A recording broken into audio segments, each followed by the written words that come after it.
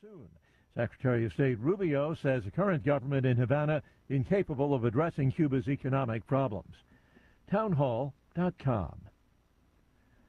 The robot umpire system for overturning ball and strike calls going to be used in the majors this season. The abbreviation for the setup is ABS, but the most important letters might just be SIZE, as in the strike zone for some of the game's tallest players. The top and the bottom of the strike zone for baseball giants have long been two areas for umpires, but the ABS system provides an opportunity for a closer look, and there are some big dudes in baseball. San Francisco Giants rookie Bryce Eldridge is 6'7.5".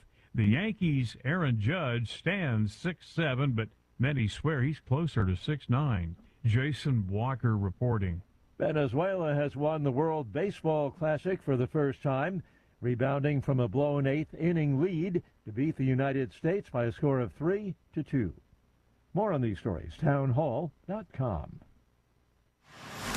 It's the Michael Patrick Leahy Show, broadcasting live from downtown Nashville. Now, here's Michael Patrick Leahy. Good morning, and welcome to the Michael Patrick Leahy Show. We are broadcasting all across the John Fredericks Media Network to 23 radio stations in Tennessee and Virginia, Georgia, Pennsylvania, all across the United States. And you can watch us on YouTube, Rumble, all sorts of places. It's time for the Morning Rundown, which is brought to you every weekday at this time by our friends at the Glock Store, glockstore.com, located just a few miles from the airport, right here in Nashville, Tennessee. So here we go. Here's the Morning Rundown for Wednesday, March 18th, 2026. Number one, it is day 18 of Operation Epic Fury.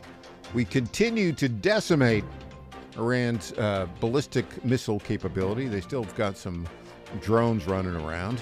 But another Iranian leader of the regime has been killed last night.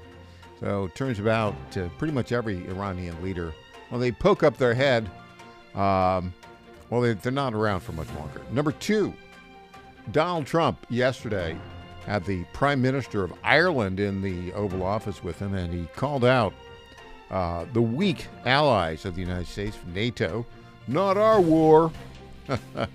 And he particularly took aim at the very weak leftist, liberal Prime Minister. He's part of the Labour Party, Keir Starmer. He's no Churchill. No, he isn't. Number three, progress on the SAVE Act, that is just voter ID. They've moved forward now, so they're having debate on it, and that's going to last quite a while. Number four, we're going to harken back to St. Patrick's Day. Zoran Mamdani gave a St. Patrick's Day speech, which was all about free Palestine.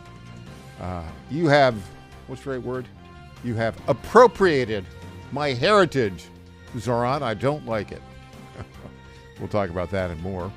Number five, momentum builds behind efforts, not just at state legislators, but at the U.S. House of Representatives and the Senate to limit immigration. And we've got an exclusive interview after the program with Andy Apps. We'll talk about Andy Ogle, rather. We'll talk about that. Number six, Tom Pappert will join us at the bottom of the hour to talk about Estefany Rodriguez. Lots of legal back and forth. Looks like she may be released today, but we don't know exactly yet. Number seven, Judson Phillips joins us in hour two. We'll be talking about judicial activism. Chief Justice Roberts, well, he kind of whined about it. Don't criticize the judges. Don't make bad judicial decisions. That would help. Number eight, speaking of Matt Van Epps, he will be with us in hour two, in the second segment of hour two. He'll be talking about his new bill to help veterans. And number nine, the greatest Trump impersonator of the world. He just did a St. Patrick's Day message from Donald Trump / Sean Farash. Sean will be with us in hour three. So there you go.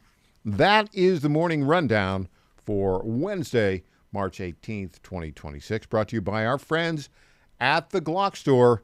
And, of course, our very good friend there, Lenny McGill, is a CEO and founder of the Glock store. Now, I was talking with Lenny the other day, and as you know, they've just received the latest Gen 6 Glocks. Here's what these things have. They're really fantastic. They have a new optic system, RTF6 texturing, an enlarged beaver tail, a flat-face trigger, a trigger guard undercut, and an integrated thumb rest known as the gas pedal. Now, if you've been listening to the show, you could probably articulate all those new additions yourself. These are, Lenny McGill says, the very best Glocks ever. And as you might expect, the Glock store has already received their first shipment of Gen 6 Glock 17s, 19s, and 45s, but they were literally gone before they arrived at the warehouse. That's because the Glock store is letting you pre-order these new Glocks, so you'll be one of the first people to get your hands on it. But as a thank you for your pre-order, you'll get an extra magazine when you receive your new Gen 6 Glock. However, there's a few things you have to do because it's a very limited time offer. I think it's going away after this week. Number one, go to GlockStore.com. Number two, click on the Gen 6 tab at the top of the website. Number three, place your pre-order for the Glock or Glocks of your choice. And number four, very important, to get that free magazine, in the notes section, type in MPL Mag. That is MPL, yours truly, MPL Mag. And you will get, when they ship, your new Glock to the FFL of your choice, or you pick it up at the Glock Store retail showroom here in Nashville. The Glock Store will throw in an extra magazine. That is a $24 value. Now, this is a limited time offer, and I think just for our listeners here, you've got to type in the notes section when you place your order, MPL Mag. From the Glock Store, the number one source for Glock parts and accessories in the country.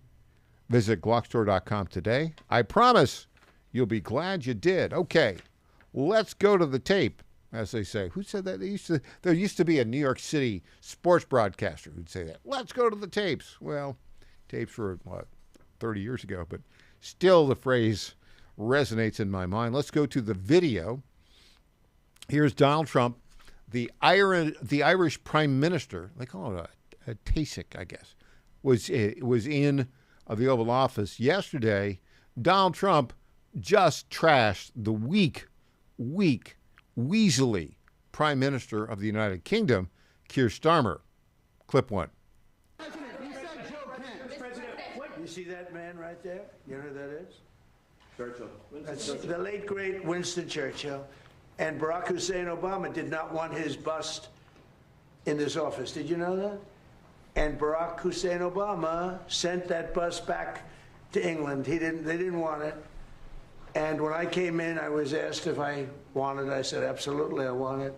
And I put it right there, Winston Churchill. And, unfortunately, Keir is not Winston Churchill. Mr. President, on Joe Kent. Mr. President. Yeah, Keir Starmer, he's not even Neville Chamberlain. That's how bad he is. I mean, he's just awful. And, 6% of the United Kingdom is Muslim right now. They've reached the tipping point where the Islamists there are destroying the civil liberties of 94% of the population. We don't want that to happen here. Hey, there is something else going on, which is fascinating. It turns out Cuba's in trouble. Donald Trump and Marco Rubio, it was Marco Rubio. Now, he is apparently, some people are claiming he's Irish, calling him Mark O'Rubio. We'll take him. They were talking about Cuba yesterday in the Oval Office. Clip 02. Two questions, one on Iran and one on Cuba. Is Iran now a bigger foreign policy priority for you than China? And on Cuba, the Cuban government. Iran is just a military operation to me. Iran is something that was essentially largely over in 2 or 3 days because the Navy was wiped out almost immediately. The Air Force came next. The anti-aircraft came next. I mean, we're flying over Iran. We could take out their electric capacity in 1 hour. We have all there's nothing they can do right now because everything is knocked out. They have no Again, no radar, no anti-aircraft. They have nothing. And we don't, and it was a decision I made. We discussed it, Pete, Marco, JD, all of us, Chris, we discussed it. We can knock out their electricity in a matter of minutes if we wanted to.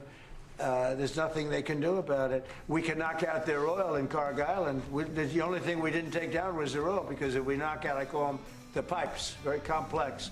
But if you do that, it'll take them forever to rebuild, meaning whoever, and hopefully it's a sane group of people, but whoever it is, it's going to be running that, and we're going to try to get people that are going to run it Okay, well. so we don't have time to play the Cuba. We'll get to the Cuba clip later when we talk with Justin Phillips in hour 2. Right now, when we come back, I want to torch the Ugandan Muslim who's the mayor of New York City, Zoran Mamdani. He's appropriating my Irish-American holiday, St. Patrick's Day. I don't like it. Back later.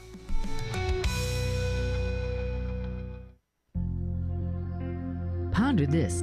Imagine for a moment that you are lying on your deathbed. This is a great exercise to do each day in preparation for your very last day on earth. Think about the tests you've ever taken, the job interviews you've had, and the many life celebrations you've been a part of. In all of these cases, preparation makes for successful outcomes. The same is true for dying. We must prepare every day for the day we are to die, in case today might be our last. Make sure you are right with the Lord first and foremost. If you are a Catholic, make sure you are in the state of grace by receiving the sacrament of confession often. Next, make sure you are right with your family, friends, and all those who are in your world. Apologize to those who have offended you and mend relationships that need healing. Make each day a preparation for your last day on earth, because it just may be. I'm Susie Kelly, and I am passionately Catholic.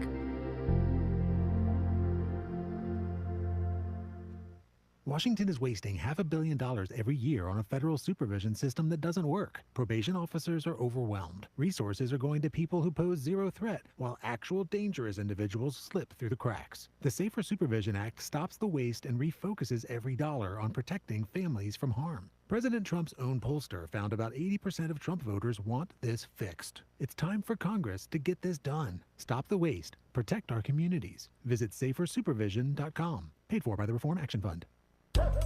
Is your pet ready for some possum fun? At Creekside Pet Hotel in Kennesaw, every day is a tail-wagging adventure. Whether they're romping with friends in day camp, enjoying a staycation in our cozy boarding, or getting pampered in our luxury spa, we make sure every furry guest gets the royal treatment.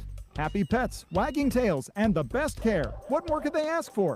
Book your pet's perfect getaway today at creeksidepethotel.com or give us a call at 770-422-4700. Attention, have you racked up $10,000 or more in credit card debt?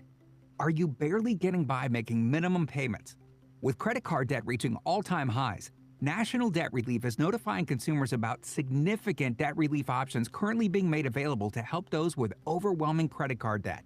These options may reduce a large portion of credit card debt for those who qualify. You don't need to declare bankruptcy or take out a consolidation loan, and you may only have to pay back a fraction of what you owe, even if you have bad credit. National Debt Relief has already reduced the credit card debt for more than 550,000 consumers, so don't wait. If you owe $10,000, $20,000, or even $100,000 in credit card debt, you can now take advantage of this financial debt relief as the cost of living continues to skyrocket. To check what debt reduction you may qualify for, call 800-690-6464. That's 800-690-6464. Again, that's 800-690-6464. Congratulations to my friend Michael Patrick Leahy on 9 years of journalistic excellence. I'm Lenny McGill, owner and founder of the Glock Store here in Nashville, Tennessee, and a proud sponsor of Michael Patrick Leahy's Tennessee Star Network for over 5 years. When we started, he was on just one local station. Now, he's on 20 stations. His motto, find the truth and report it. And as long as he sticks to that, we'll stick to being a sponsor. And next year, Michael, let's have a party for you right here at the Glock Store. This is State Senator Mark Pody. Government is limited to what it is supposed to do. One of the things that is critical that we're supposed to be working on is transportation. Here in Middle Tennessee, our roads need more help. As your state senator, we are focused on getting more money reoccurring without a new tax increase for our roads here in Tennessee. This is State Senator Mark Pody. Paid for by Campaign for Mark Pody, Christina Hibden, Treasurer. Welcome back to the Michael Patrick Leahy Show. Now, here's Michael Patrick Leahy. Welcome back to the Michael Patrick Leahy Show. I'm going to take on the Ugandan Muslim who's the mayor of New York City right now, Zoran Mamdani, for inauthentically appropriating my Irish American heritage. He really irritated me, but this is part of the dishonesty and deceptiveness of basically the Islamist, that's what he is, Zoran Mamdani, who's trying to lead the way towards Sharia law and the rejection of American principles. Now, St. Patrick's Day, as we talked about yesterday, is an Irish American parade day celebration started in 1762 by Irish soldiers in the British Army in New York City. And it's been a huge American celebration of Irish Americans in New York and Boston and elsewhere for years and years and years. Zoran Mamdani reached into his communist, Marxist, Muslim manifesto yesterday of oppression and misappropriated my Irish American heritage, and he's not going to get away with it. And we're going to start this right now. And we will stop, and I'll point out all the leftist propaganda, this appropriator of my Irish American heritage, Zoran Mamdani, the Muslim born in Uganda, said yesterday on the great day of St. Patrick's Day. Today, as New Yorkers celebrate St. Patrick's Day, I think of the words of St. Patrick himself, the Apostle of Ireland. In the 5th century, in what we now know as Ireland, a British warlord named Caradocus had laid waste to the countryside. St. Patrick implored the soldiers responsible to stop. Overcome by grief, he wrote, "All I can do is what is written. Weep with those who weep." It is no small act to weep with those who weep. It is a choice, one that many do not make. It requires sacrifice, a subjugation of the self, solidarity. Okay, Irish let's solidarity just stop here. Subjugation of the self, solidarity. This is leftist propaganda, and he's misusing Irish history for that effect. Yes, Caradocus was a minor British warlord from Wales. St. Patrick in Ireland. Caradocus was ostensibly a Christian, Mamdani, unlike you. And he went in and he did some raids on some coastal villages. And he was excommunicated by Patrick until he let his hostages free. That is actually calling out Caradocus, who was, in fact, called to account. Unlike you and unlike all the Muslim Islamists who hate America and want to destroy it. Let's continue with this propaganda where you, Mamdani, are appropriating my Irish American heritage for your stupid leftist Muslim Islamist ideas. No coincidence, as it was on Irish soil that the British Empire developed their colonial project. So much of the exploitation later imposed elsewhere across the world was honed first in the plantations in Ireland. Okay, exploitation. Now you're coming across the British Empire. Yes, there was conflict in Ireland. And yes, there was conflict between the British and the Irish, but the world was filled with conflict at that time. Let's continue. You can better understand those who weep than those who have wept for so long. And yet the story of Ireland is not merely one of violent oppression, of subjugation, of attempted domination. It is one of resistance too. For centuries, generation after generation waged a lonely effort for independence. Year after year, uprising after uprising, they were brutally beaten back. And still, they kept coming. I think of leaders like James Connolly and Patrick Pearse, who roused hundreds of thousands with demands of political freedom and economic self-determination. I think of those who... Okay, let's remember who he's not mentioning here. Really, the leader of liberty in Ireland was Daniel O'Connell, That's the guy who was the leader, and he set forth the kinds of principles upon which the American Revolution was founded. Individual liberty, freedom, individual action, something that the Islamist Zoran Mamdani is opposed to. Let's continue with this disgraceful appropriation of my heritage by Zoran Mamdani. Unimaginable hardship during the Troubles. The 10 prisoners who died after going on hunger strike to protest the British government's refusal to deem them political prisoners. I think of the many whose names have been lost to time, who perished from a famine exacerbated by imperial callousness. And I think of the discrimination Irish New Yorkers faced when they first came to these shores. Okay. Wine. Yes, there were signs, no Irish need apply, but they got the jobs. They did the work. They didn't whine. They didn't stick their hand out for government handouts. I know this personally. My great-great-grandfather, Andrew Leahy from County Tipperary, went through New York City up to Troy, New York. He didn't say, give me some welfare. No, what did he do? He went to work in a shirt factory in Troy, New York, until he saved enough money where he could go up and buy a farm in Hemingford, Quebec. He didn't whine, Zoran. He didn't say, gimme, gimme, gimme. Let's continue with this misappropriation of my heritage, my Irish-American heritage, by the disgraceful mayor of New York, Zoran Mamdani. Were barred from employment and housing. Signs plastered across storefronts read, "Help wanted, no Irish need apply." They did not grow discouraged, however. They organized, mobilized, and formed labor movements that endure to this day. It was Irish hands that helped build so much of the city we recognize today. The skyscrapers that pierce clouds, the tunnels carved through bedrock.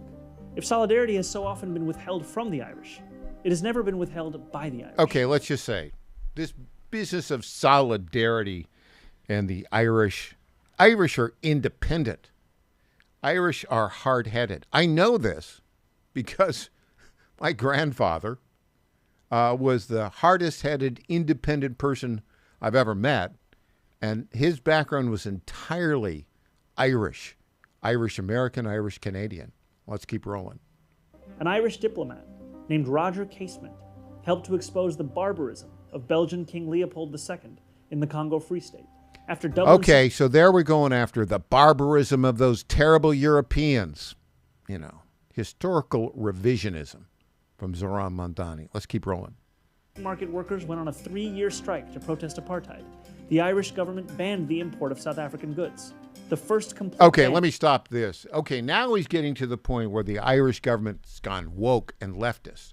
Yes, and of course, Zoran Mamdani lived in South Africa for a while. How's that apartheid working out?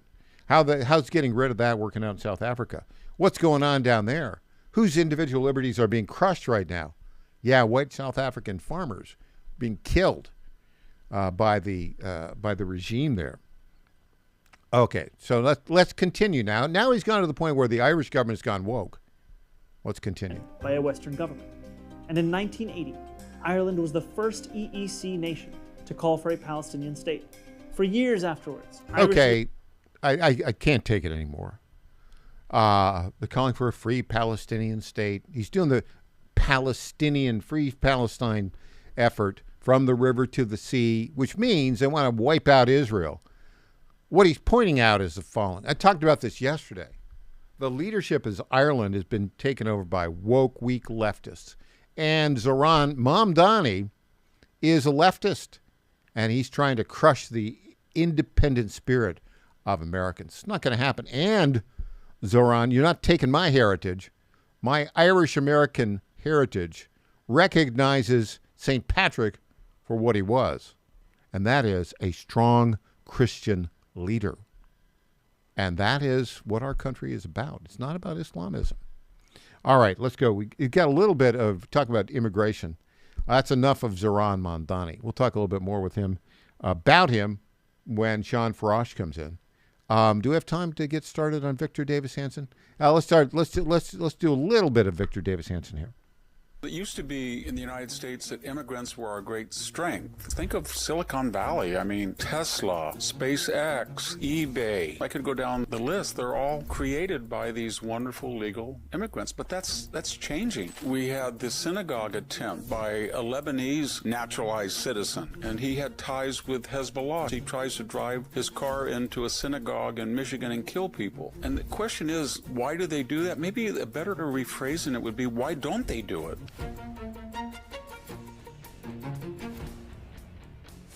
Okay, we'll get more on this in hour 2 with Judson Phillips. But the bottom line is, if you let in immigrants, legally or illegally, that want to destroy your country, it's not going to go well for anybody. When we come back, Tom Pappert will give us the update on Estefany Rodriguez, the illegal alien journalist who's still in detention, but maybe not for much longer. Back with Tom Pappert after this.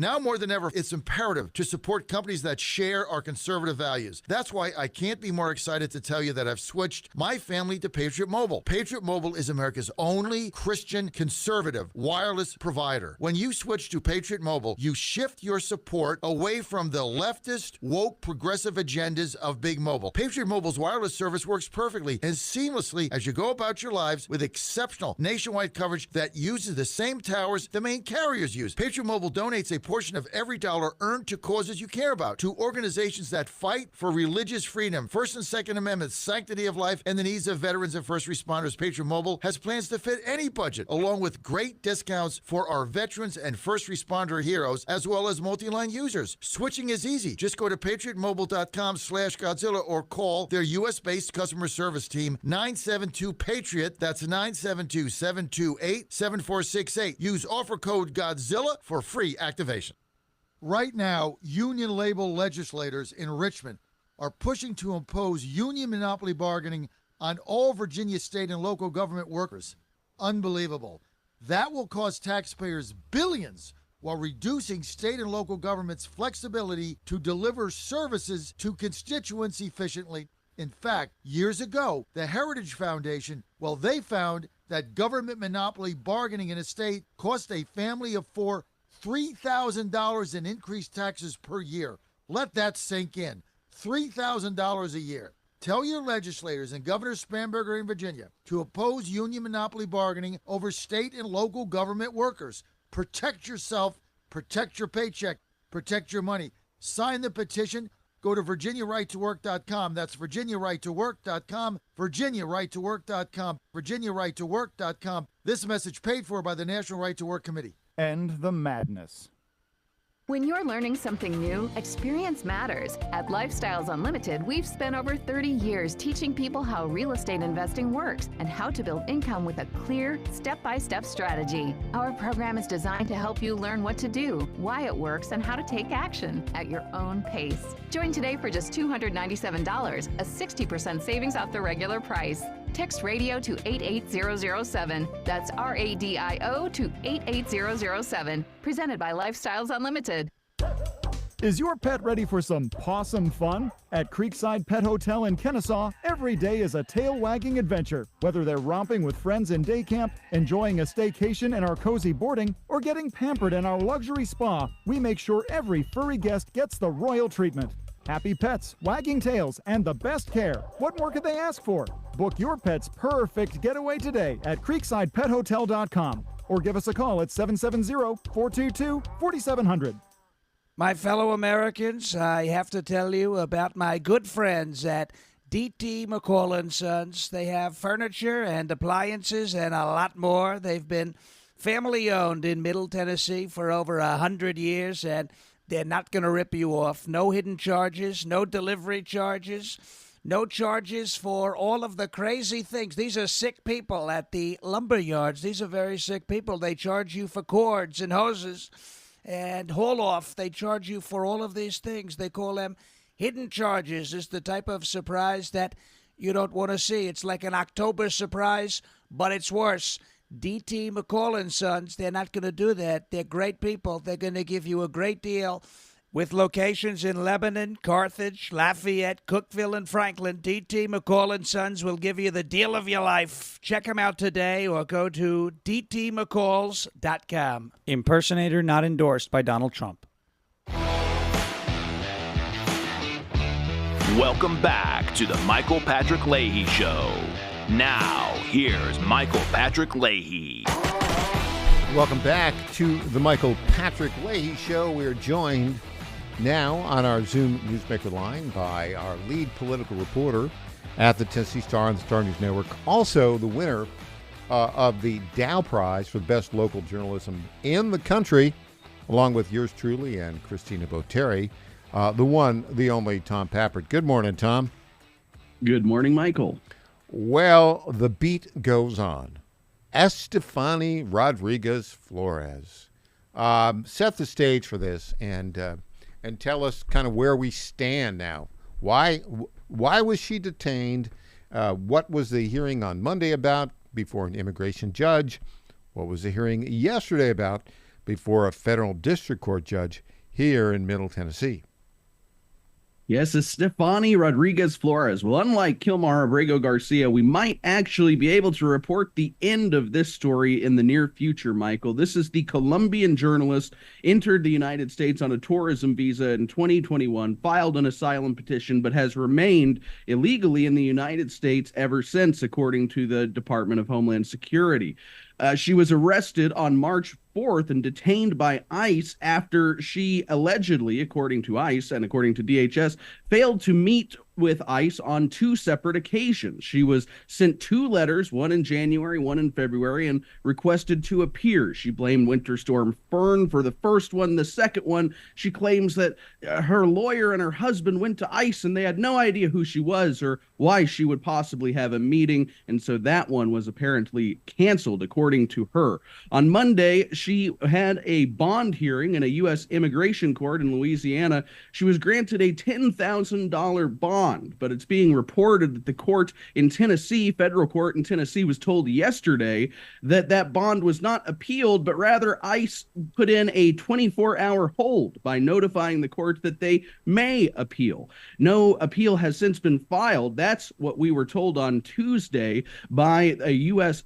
attorney representing ICE in the U.S. District Court in Tennessee, where, of course, Rodriguez Flores has filed a habeas corpus petition seeking to get her freedom.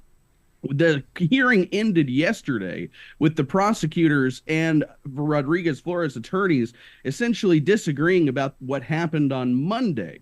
The Trump administration attorney said that the immigration court, that bond is now valid. She can pay the bond immediately and leave as of 9 a.m. Tuesday, so about 37 minutes ago.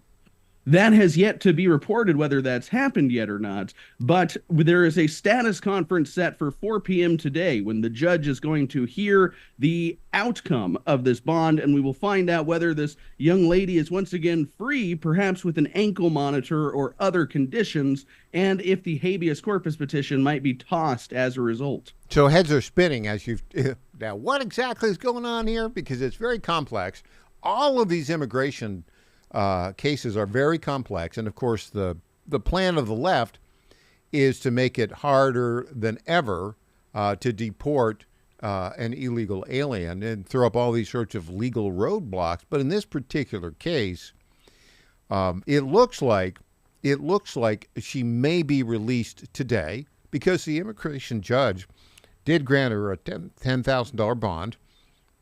It was sort of a placemaker, a placeholder for ICE to say, well, we reserve the right to appeal, but it looks like they may not appeal. And if they don't appeal, she can be released.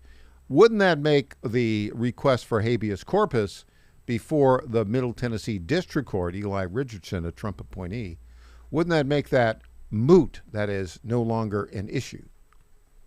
Well, I think for the most part it would, Michael, except as we've all been talking about, she claims that this is a violation of her First Amendment. The arrest altogether because Rodriguez Flores is a reporter. She reports for like a local Univision station in Nashville, Noticias, and she reports critically of ICE. And so my guess is the entire complaint would essentially be dismissed, except potentially this First Amendment component, which would continue so long as her immigration case unfolds. But Michael, another interesting part of this, and a lot of this hearing was reportedly devoted to whether or not her behaviors missing these two meetings were appropriate. And it once again came down to whether or not her lawyers provided the appropriate paperwork to the ICE field office. So essentially what I'm saying is, even if she is released, the moral of the story is, yet again, the lawyers may not have given the best advice in January and February. Yeah, it looks like that. It looks like that's the case. Now, it's interesting, back to this First Amendment right to basically freedom of the press, right? That's sort of at issue. I caught this, and you and I talked about this a little bit yesterday after the show. There's a case before the Sixth Circuit in 2024.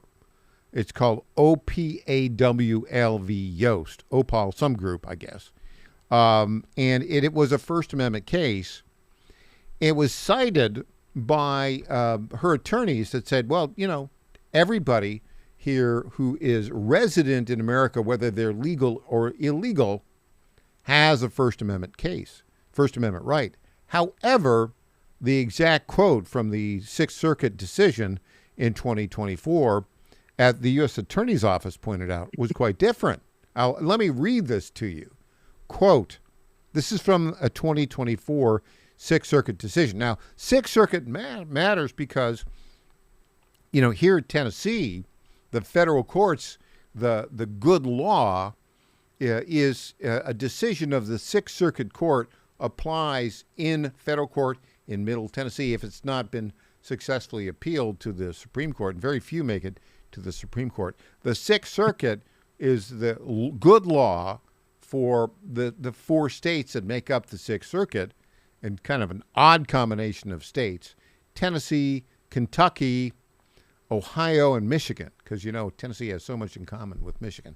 Nonetheless, this was the decision from the Sixth Circuit Court 2024. This is the exact quote that the U.S. Attorney provided the federal district court judge yesterday about the First Amendment and whether or not the First Amendment, freedom of the press, freedom of speech, applies to illegal aliens in the country. Here's a quote.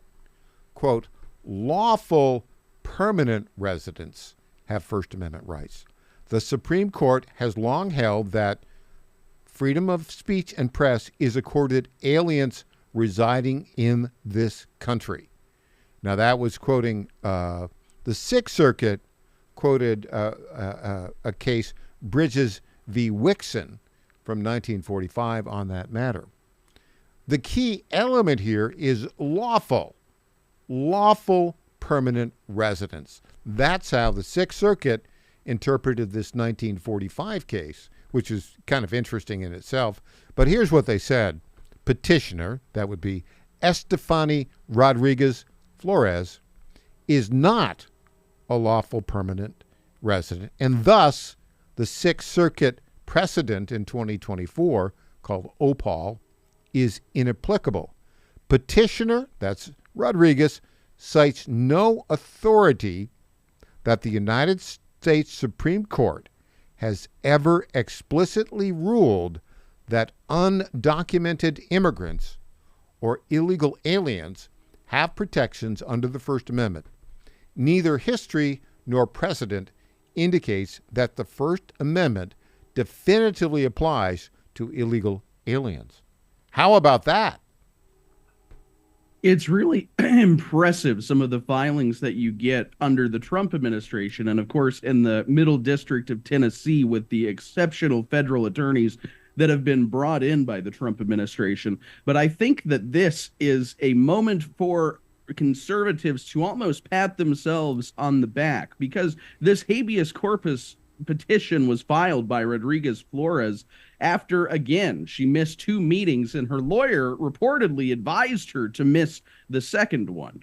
Now, this could end up resulting in yet another decision that adds to the grains of sand in the sanity column when it comes to how these outcomes are. If this Trump-appointed judge, Eli Richardson, were to dismiss this lawsuit based on the argument that Estefany Rodriguez-Flores does not have a First Amendment, that is a significant win for conservatives in my book.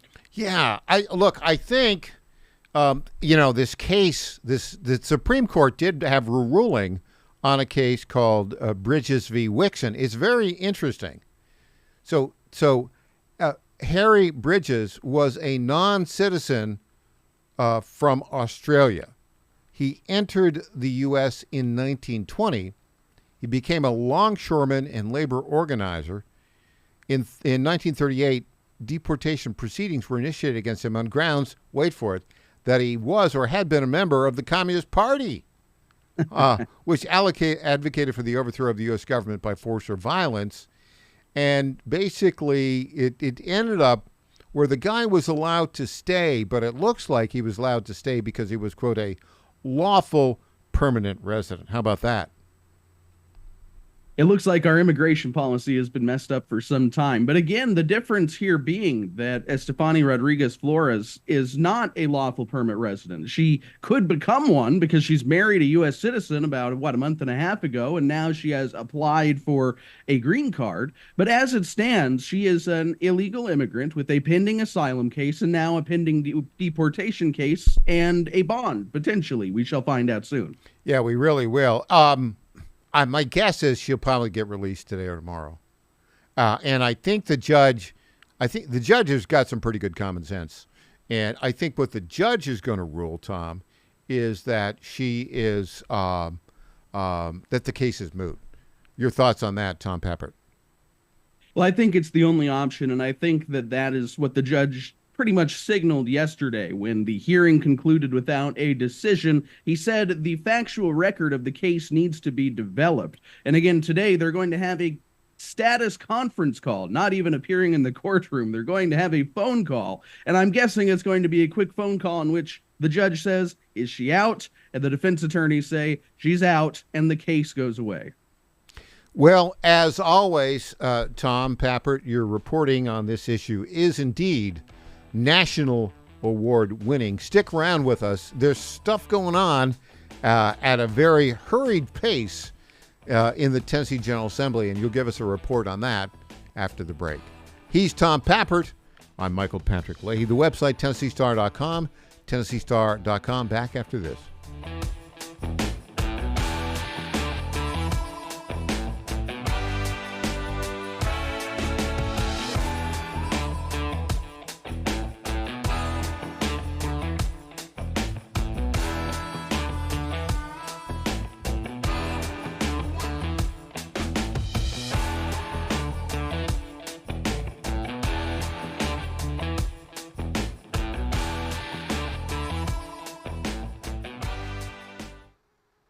Each of us is born with 30 trillion cells that make us. These cells determine how we feel, perform, sleep, focus, and how long we live.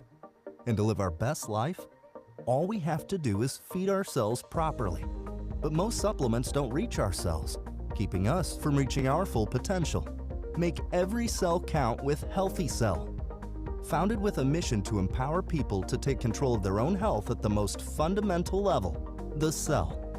Dr. Vincent Gempapa, world-renowned cell researcher and medical doctor, created supplements that work at the cellular level to support immune health, better sleep, sharper focus, and healthy aging. Go to healthycell.com and use code GODZILLA for 20% off your first order of any product.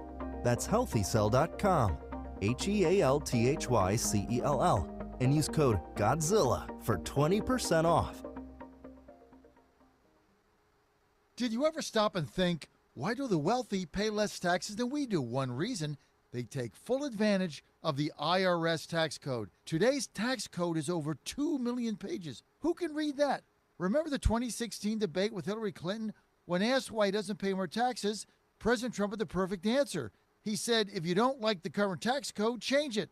I follow the very laws that you wrote. That's where Julio Gonzalez and his company, Tax Engineered Services, comes in. Julio's team looks at your taxes after they're done, but before you file them with the IRS. He doesn't get between you and your accountant. He reviews your taxes, makes his recommendations, and only gets 5 to 10% of what he saved you. No money up front, no cost. It's tax literacy for MAGA. He also sees what grants you may qualify for. For more information, text ETS to the number 26786. That's ETS to 26786. Text now. Bad decisions limit future options. Make enough bad decisions and you will destroy your life. Listen to The Flatline with your host, Rick Hughes, every Sunday morning on the John Fredericks Radio Network. The Flatline describes a main line of resistance in your soul, built on God's Word. Join us every Sunday morning for 30 minutes of inspiration, motivation, and education, all without manipulation. That's The Flatline with Rick Hughes, heard here every Sunday at 8:30 a.m. on the John Fredericks Radio Network. President Trump is already transforming Washington, D.C., making it the safest, cleanest, and most beautiful city in the world. But we need fighters on the ground to keep it going. I'm John Fredericks, and I'm running for chairman of D.C. GOP Ward 2 to make sure Trump's vision for this city becomes a reality. Safe streets, clean neighborhoods, and yes, rat-free. Go to MakeDCGreat.com. That's MakeDCGreat.com right now and send a donation. Let's finish what President Trump started. Donation limit $200. I'm John Fredericks, and I paid for this ad. Congratulations to my friend Michael Patrick Leahy on 9 years of journalistic excellence. I'm Lenny McGill, owner and founder of the Glock Store here in Nashville, Tennessee, and a proud sponsor of Michael Patrick Leahy's Tennessee Star Network for over 5 years. When we started, he was on just one local station. Now, he's on 20 stations. His motto, find the truth and report it. And as long as he sticks to that, we'll stick to being a sponsor. And next year, Michael, let's have a party for you right here at the Glock Store. This is State Senator Mark Pody. Government is limited to what it is supposed to do. One of the things that is critical that we're supposed to be working on is transportation. Here in Middle Tennessee, our roads need more help. As your state senator, we are focused on getting more money reoccurring without a new tax increase for our roads here in Tennessee. This is State Senator Mark Pody. Paid for by Campaign for Mark Pody, Christina Hibden, Treasurer. Welcome back to the Michael Patrick Leahy Show. Now, here's Michael Patrick Leahy. Our guest is the great Tom Pappert, who is our lead political reporter, winner of the Dow Prize for Best Local Journalism in the country. Tom, so the Tennessee General Assembly is moving forward at a very rapid pace. What are the big stories going on there right now as we speak? Well, Michael, the Immigration 2026 legislative package continues to be passed with great speed. Yesterday alone, 2 E-Verify bills were passed. One E-Verify bill will require all state and local governments in the volunteer state to use the federal E-Verify program for all new hires. One would think this would already have been policy, but in Tennessee, they're once again going to lead the way. The second one will require the state to compile data on all businesses that use the E-Verify system and to figure out exactly how common it is or perhaps isn't. In addition to that, the legislation calling for or making a new Class A misdemeanor offense for those who refuse to leave the United States in defiance of a final deportation order or re-enter and are found in Tennessee after being deported. They can now be arrested.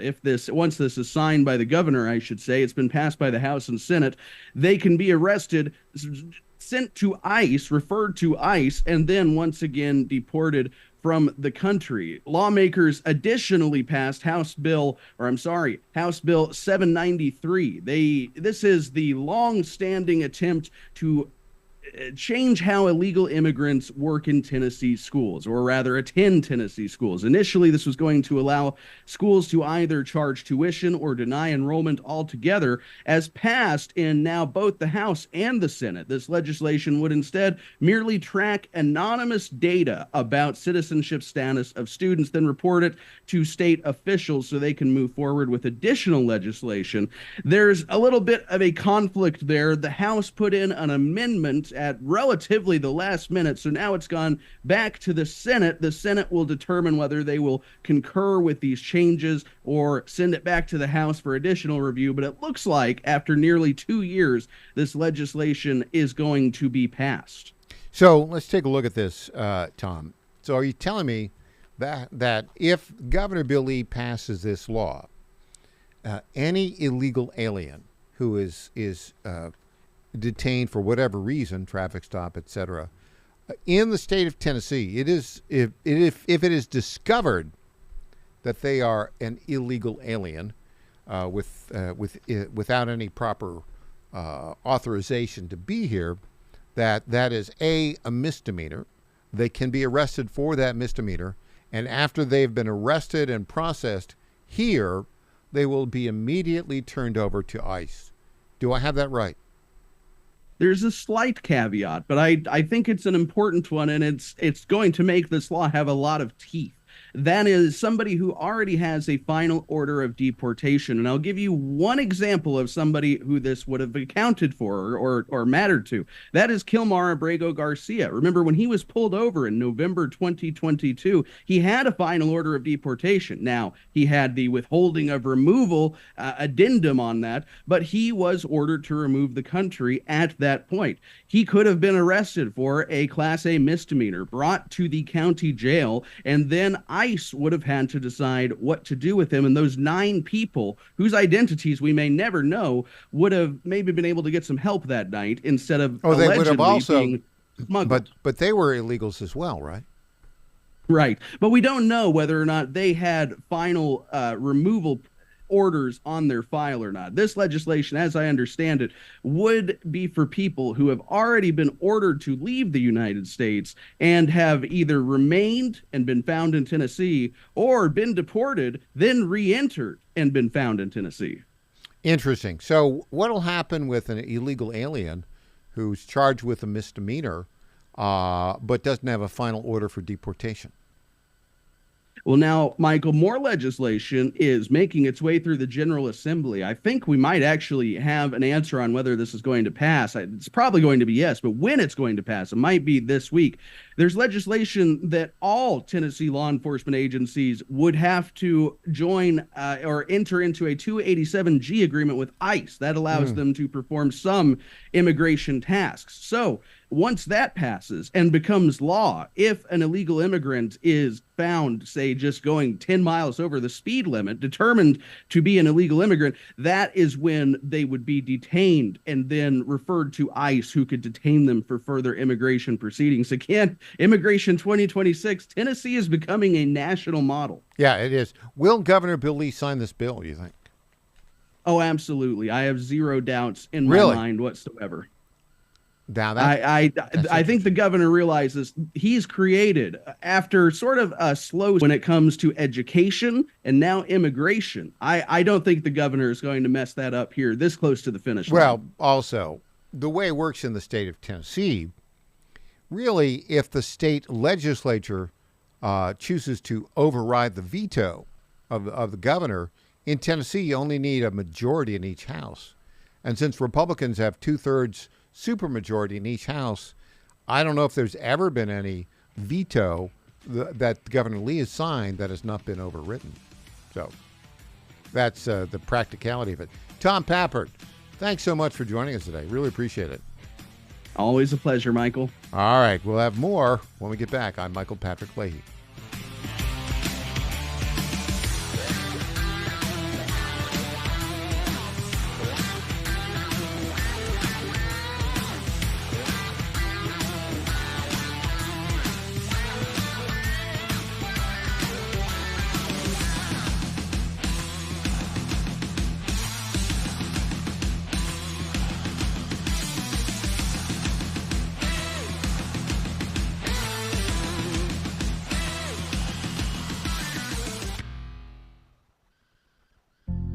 Ponder this. We intake oxygen every time we breathe, and breathing is how we stay alive. When God first created man, he breathed life into him. Our Lord also breathed spiritual life into his apostles and filled them with the Holy Spirit at the first Pentecost. Oxygen is a source of life both physically and spiritually. It's the same with fire. Oxygen is needed in order to keep a fire burning, which begs the question, are you on fire for the Lord, or has your spiritual oxygen been extinguished?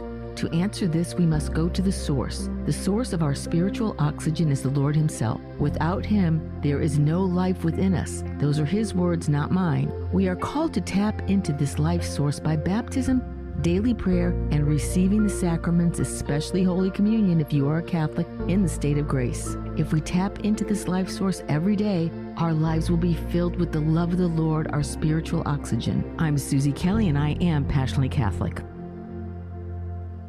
Do you think workers in Virginia should be forced to pay union dues and fees just to get or keep a job? For 80% of Virginians, the answer is no. That's why Virginia's right-to-work law is so popular. Unfortunately, special interest lobbyists in Richmond are seeking to repeal right-to-work in Virginia. With the General Assembly back, it is vital to tell your legislators and Governor Abigail Spanberger to oppose forced unionism and protect right-to-work in Virginia. Sign your petition today at virginiarighttowork.com. That's virginiarighttowork.com. The National Right to Work Committee paid for this ad.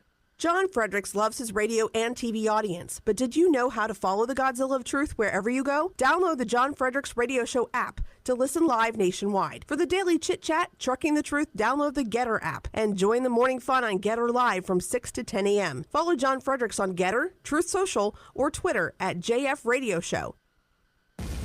This is WJFN Goochland, Bonaire, Chester, and WJFV Portsmouth, part of the John Fredericks Media Network. Breaking news this hour from Town Hall. I'm Rich Thomason.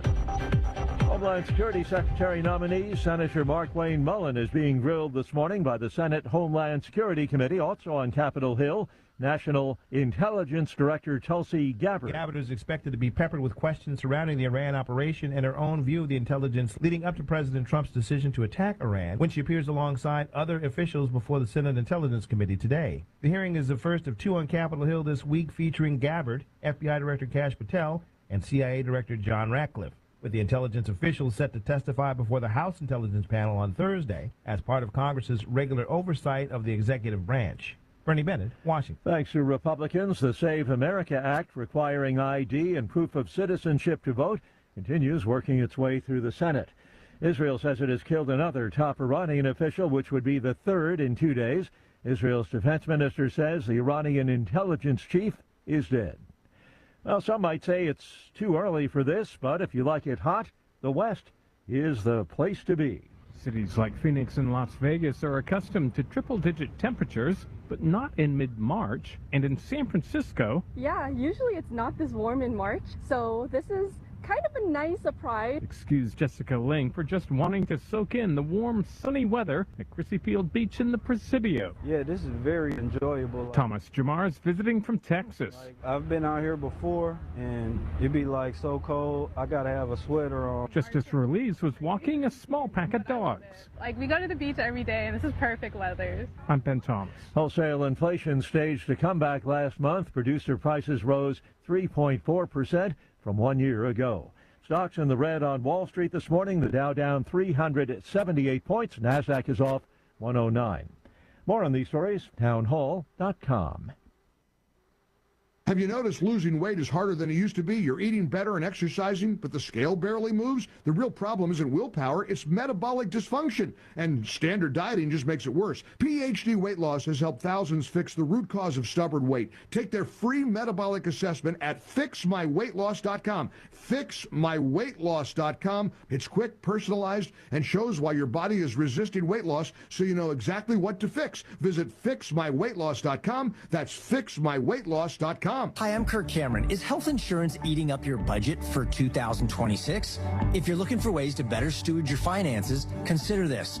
Christian Healthcare Ministries is a health insurance alternative at half the cost.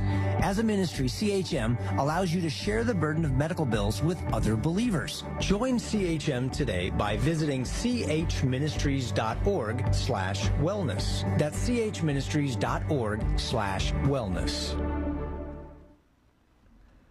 Iran is facing pushback over its attempt to have its World Cup matches relocated from the United States. Iran's embassy in Mexico has suggested the country is negotiating with FIFA to move Iran's World Cup matches from the U.S. to Mexico. That's after President Donald Trump discouraged the team from attending the tournament, citing safety concerns. FIFA says it is in regular contact with the Iran Soccer Federation, and it is not changing the match schedule announced last December. Iranian officials have previously said it is up to FIFA and the U.S. to keep the team safe during the World Cup. I'm Gethin Coolbaugh. Ukrainian President Zelensky is seeking support from UK Prime Minister Starmer in his country's fight against Russia's invasion.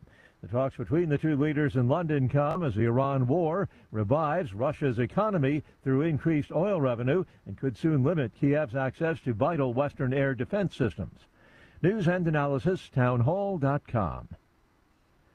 The mystery of a startling explosion and light in the sky has been solved. A 7-ton meteor that sped across the Cleveland sky at 45,000 miles per hour on Tuesday broke apart in a thunderous boom that startled residents who feared an explosion. People several states away reported seeing the bright fireball even though it was 9 a.m. The American Meteor Society said it received reports from Wisconsin to Maryland. NASA later confirmed that it was a meteor nearly 6 feet in diameter. The meteor was first seen about 50 miles above Lake Erie. Keith Peters, Washington. A Republican-led House committee has subpoenaed Attorney General Pam Bondi. Panel members want her to answer questions about the Jeffrey Epstein investigation, as well as files relating to the case. Bondi has been ordered to appear for a deposition on the 14th of April. More on these stories, townhall.com. It's the Michael Patrick Leahy Show, broadcasting live from downtown Nashville. Now, here's Michael Patrick Leahy. Welcome back. You know, we've been talking a lot about the foreign policy successes of Donald Trump. Venezuela, obviously, they got Maduro with a discombobulator with 0 American fatalities. Got it like in, a matter of hours. It was quite spectacular. And what was interesting about that, by the way, you noticed last night, this is funny. Last night, what happened is that in the World Baseball Classic, Venezuela in the 9th inning defeated the United States in the finals 3-2. Donald Trump's response, statehood. Clearly there's a reason that he's saying that, right? What is the reason? Well, because he is expanding the footprint of the United States throughout the entire Western Hemisphere, saying, this is ours, folks. This is our area of influence. The Monroe Doctrine has become the Donroe Doctrine. And, of course, Venezuela was a great military success for the United States. Iran has been more of a challenge. It's been a military success with an asterisk, and that is, 90 million people there. The Iranian regime, their leaders are being killed, but they continue to do a couple things that are difficult. Number one, their ballistic missiles have been pretty much limited and are about to be completely decimated. They do have drones that are having some impact on hurting the Gulf states and American bases in the Middle East. And they have so far kind of choked off, not entirely, the Straits of Hormuz. That should end shortly. But, people are getting impatient. Trump said it would be a 4 to 6 week effort. Where are we? We're at the beginning of the 3rd week. The other problem on the Iran side is, okay, in 2 weeks, if we declare victory, and there is an uprising, but it's not successful, or tens of thousands of people are killed by the Iranian regime remnants still in charge there with all the guns, that'll be a problem. But we'll see how that all plays out. Meanwhile, and this is fascinating, the extension of American power throughout the Western Hemisphere continues, particularly as it relates to Cuba. Now, of course, and I was listening to Clayton Buck yesterday. Buck Sexton, who's a former CIA guy, said, looking at Cuba it's almost Shakespearean. What does he mean by that? Well, Marco Rubio's grandparents fled Cuba. And when Marco was 12 years old, he promised his grandfather that he would return to Cuba as its president. Okay. Something like that just might happen. Here, let's listen to this. Donald Trump and Marco Rubio talking yesterday about Cuba, because Cuba's next. Well, Cuba right now is in very bad shape. They're talking to Marco, and we'll be doing something with Cuba very soon. We're really focused on this, but we're dealing with Cuba. Marco, do you want to say a couple of words about it? Yeah, I mean, Cuba has an economy that doesn't work and a political and governmental system. They can't fix it. So they have to change dramatically. What they announced yesterday is not dramatic enough. It's not going to fix it. So they've got some big decisions to make over there. But Secretary Rubio, do you support, and I know this is up to Congress, but do you support easing the trade embargo if you get more cooperation from Havana? Well, I'm not going to discuss what we would talk about or not. Suffice it to say that the embargo is tied to political change on the island. The embargo is codified. And but the bottom line is their economy doesn't work. It's a non-functional economy. It's an economy that has survived. That revolution. It's not even a revolution. That thing they have has survived on subsidies from the Soviet Union and now from Venezuela. They don't get subsidies anymore, so they're in a lot of trouble. And the people in charge they don't know how to fix it, and so they have to get new people in charge. That's what has to happen. And the relationship we have with Venezuela has been, I think you could almost say, incredible. It's been really good. It's been good for Venezuela, and it's been good for us. And I congratulate the Venezuelan baseball team, because that was a big win. And I guess they play another game tonight in the finals. And I said a lot of good things have happened to Venezuela lately. This is the first time they've ever been in the finals, and it was pretty exciting. Yeah, interesting. Now here's a report. All the power's out in Cuba because of this embargo. Here's a report directly from Cuba. We'll play this right now, clip 20. Tonight, Cubans are still dealing with an island-wide blackout affecting millions of people. It comes amid a worsening energy crisis there. The White House is signaling potential next steps. Senior foreign policy correspondent Jillian Turner has the latest tonight from the State Department. Well, Cuba right now is in very bad shape. They're talking to Marco. Cuba's national power grid is collapsing under the pressure of a U.S. oil embargo that's prevented shipments reaching the island's shores since January 9th. Tonight, the entire country remains under blackout. Now, the Trump administration, seizing on the regime's moment of weakness, is angling for regime change. We'll be doing something with Cuba very soon. Secretary of State Marco Rubio says the whole point of the oil embargo is to get Cuban President Miguel Diaz-Canel out. The embargo is tied to political change on the island, so they're in a lot of trouble. And the people in charge they don't know how to fix it, so they have to get new people in charge. On Cuba's streets, it's not just the lights that are out. There is no electricity, no food, no oil, no fuel, and private businesses have high prices because everything is going up now. Price spikes have followed, sparking large-scale protests across the country. The regime limiting air travel and tourism and rationing gas and hospital services. A senior U.S. official tells Fox News, quote, "This is the tragic result of over 60 years of communist rule. An island that was once the crown jewel of the Caribbean has plunged into extreme poverty and darkness. Whatever the cause, daily life on the island nation has become nearly impossible." I live on the 17th floor of this building, and it is very hard to go out, come back, and now I have to climb 17 floors. And when I get there, there is no water because there has been no electricity all day.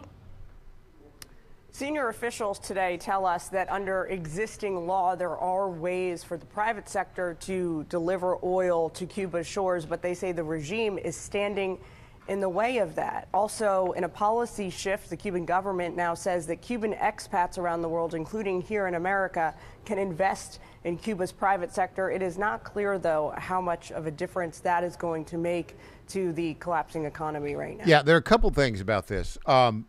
Right now, the only source of foreign revenue, get this, for Cuba. My friend Sam Dubbin, a great attorney, has been working on this for some time. You know what Cuba's done to get revenue in? They have forced doctors to go and work overseas in Angola and Russia and various places. And the threat is you go and work overseas as a doctor, basically for free, or else harm will come to your family. And so the money's gone to the Cuban government. That is about to end. The other problem that the Cubans have is this. There at least until the electricity went down, there has been the ability for people living in Cuba to communicate with there has been the ability for people in Cuba to communicate with people, the Cuban exiles who live in Florida. Well, guess what? So many Cuban exiles left Cuba 1960, 61, 62, penniless, right? And they got to Cuba, they got away from Cuba, and they got into South Florida, and what happened? They became wealthy and significantly better off than the people that stayed behind. Why? Because it is a free market economy, and they're industrious, and they succeeded. I think we're going to see the regime in Cuba fall before the regime in Iran. Could happen very soon, very fast. Hey, a great treat up next. Congressman Matt Van Epps from the 7th Congressional District will join us on our Zoom call right after this break.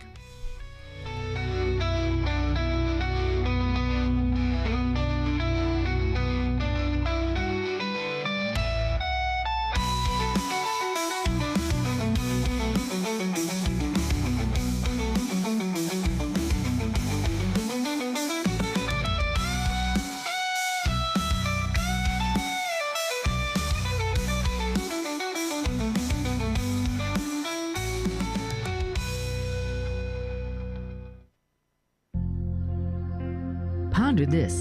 Imagine for a moment that you are lying on your deathbed. This is a great exercise to do each day in preparation for your very last day on earth. Think about the tests you've ever taken, the job interviews you've had, and the many life celebrations you've been a part of.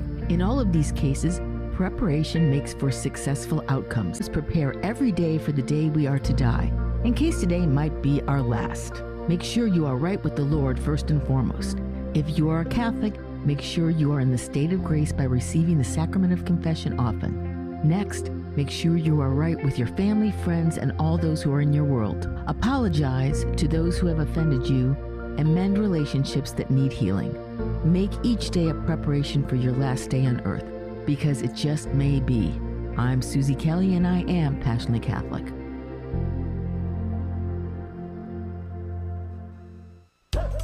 Is your pet ready for some pawsome fun? At Creekside Pet Hotel in Kennesaw, every day is a tail-wagging adventure. Whether they're romping with friends in day camp, enjoying a staycation in our cozy boarding, or getting pampered in our luxury spa, we make sure every furry guest gets the royal treatment. Happy pets, wagging tails, and the best care. What more could they ask for? Book your pet's perfect getaway today at creeksidepethotel.com or give us a call at 770-422-4700. The Cats and Cosby Show. And they gave me a curveball question. Price of oil is $88 today. I said, it's a temporary thing, but I have something to inform you. And I'm going to say it very slowly.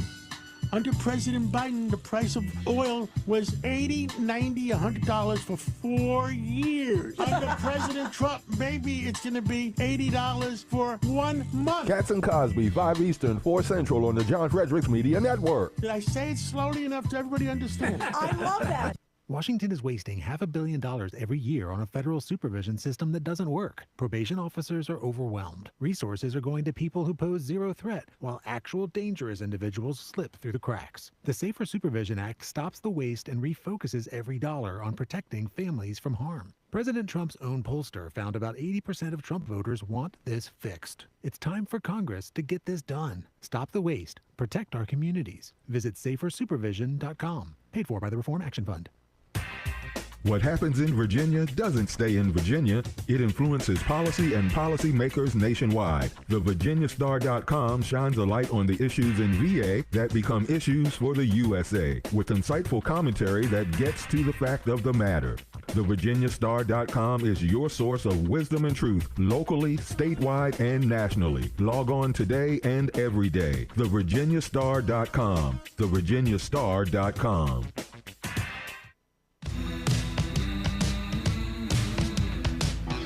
Welcome back to the Michael Patrick Leahy Show. Now, here's Michael Patrick Leahy. We are joined on our Zoom Newsmaker line right now by Congressman Matt Van Epps, representing Tennessee's 7th Congressional District. Welcome, Congressman Van Epps. Michael, good morning. Great to be on, sir. Excited to be back with you. Well, you've been in Congress since December. You've got a bill, the Gold Star bill, that you're introducing. Tell us about that. Absolutely. So just last week, we introduced our very first bill. It's the Honor Gold Star Families Act. And this one is really critical. It's very important. It increases the death gratuity that gets paid to a service member's family after they've made the ultimate sacrifice from the current amount of $100,000 to $200,000, and then provides a cost of living adjustment each year. This was last increased in 2006, but has not been increased since then. So if it had kept pace with inflation, it should be at $160,000 today. So we're proposing to increase it to $200,000 and then provide that cost of living adjustment so it keeps pace with inflation. It is really critical. It's bipartisan. We're up to 16 co-sponsors, and it's something that we're eager to continue to push forward. Why would anybody oppose this bill? It's a good question. I don't think there will be opposition to it. I think it's one, when we, on the campaign trail, Michael, we said, first bill that we're going to do is for veterans and Gold Star families. And we spent a good amount of time just thinking through what could we do? What are the things? And we established some criteria and said that we want to do something that no one else in Congress is working on right now, that is common sense, that we think can get done this year.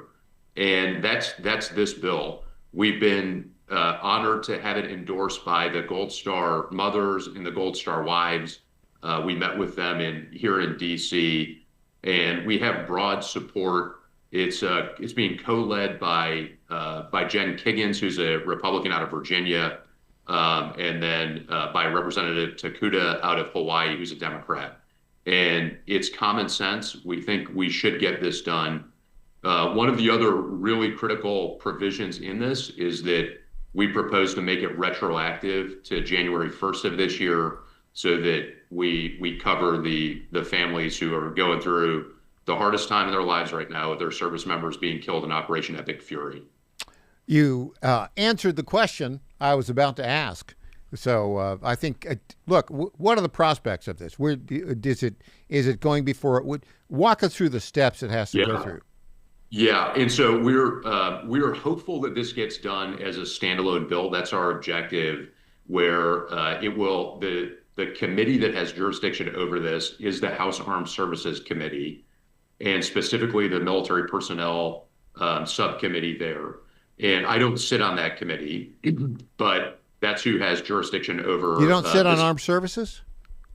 I don't, no. So coming in, we're working on what committees we might be on in the next Congress. But when I came in on the special election, we didn't have a choice in our committee assignments.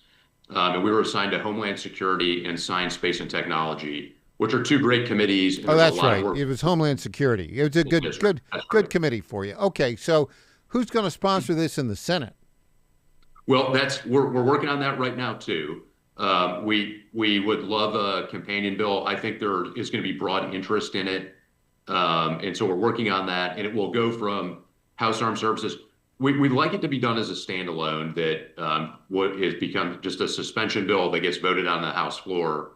If that doesn't happen, or if there's potentially a more direct route where it could be added as an amendment in the National Defense Authorization Act, the NDAA, that happens each year from the House Armed Services Committee. So that's a contingency plan that we have for it, but we'd love for it to be done as a standalone bill with a companion bill in the Senate, and we're working on that companion bill right now. There are 435 members of the U.S. House of Representatives. Congressman, are you still the most junior member of the House of Representatives? So I'm the second most junior now. Who's yes, I'm still the most junior in the Republican Party, but there was a Democrat special election, Democrat that won out of Texas, who's now a couple weeks ago, who's the most junior. Doesn't it feel good? Doesn't it feel good to not be the most junior member of the House? It is. It does, Michael. Like it is. It's finally happened, and like not the brand new guy. Still new, still doing some of the new guy duties and responsibilities, but that does feel good, and it's been a great learning experience.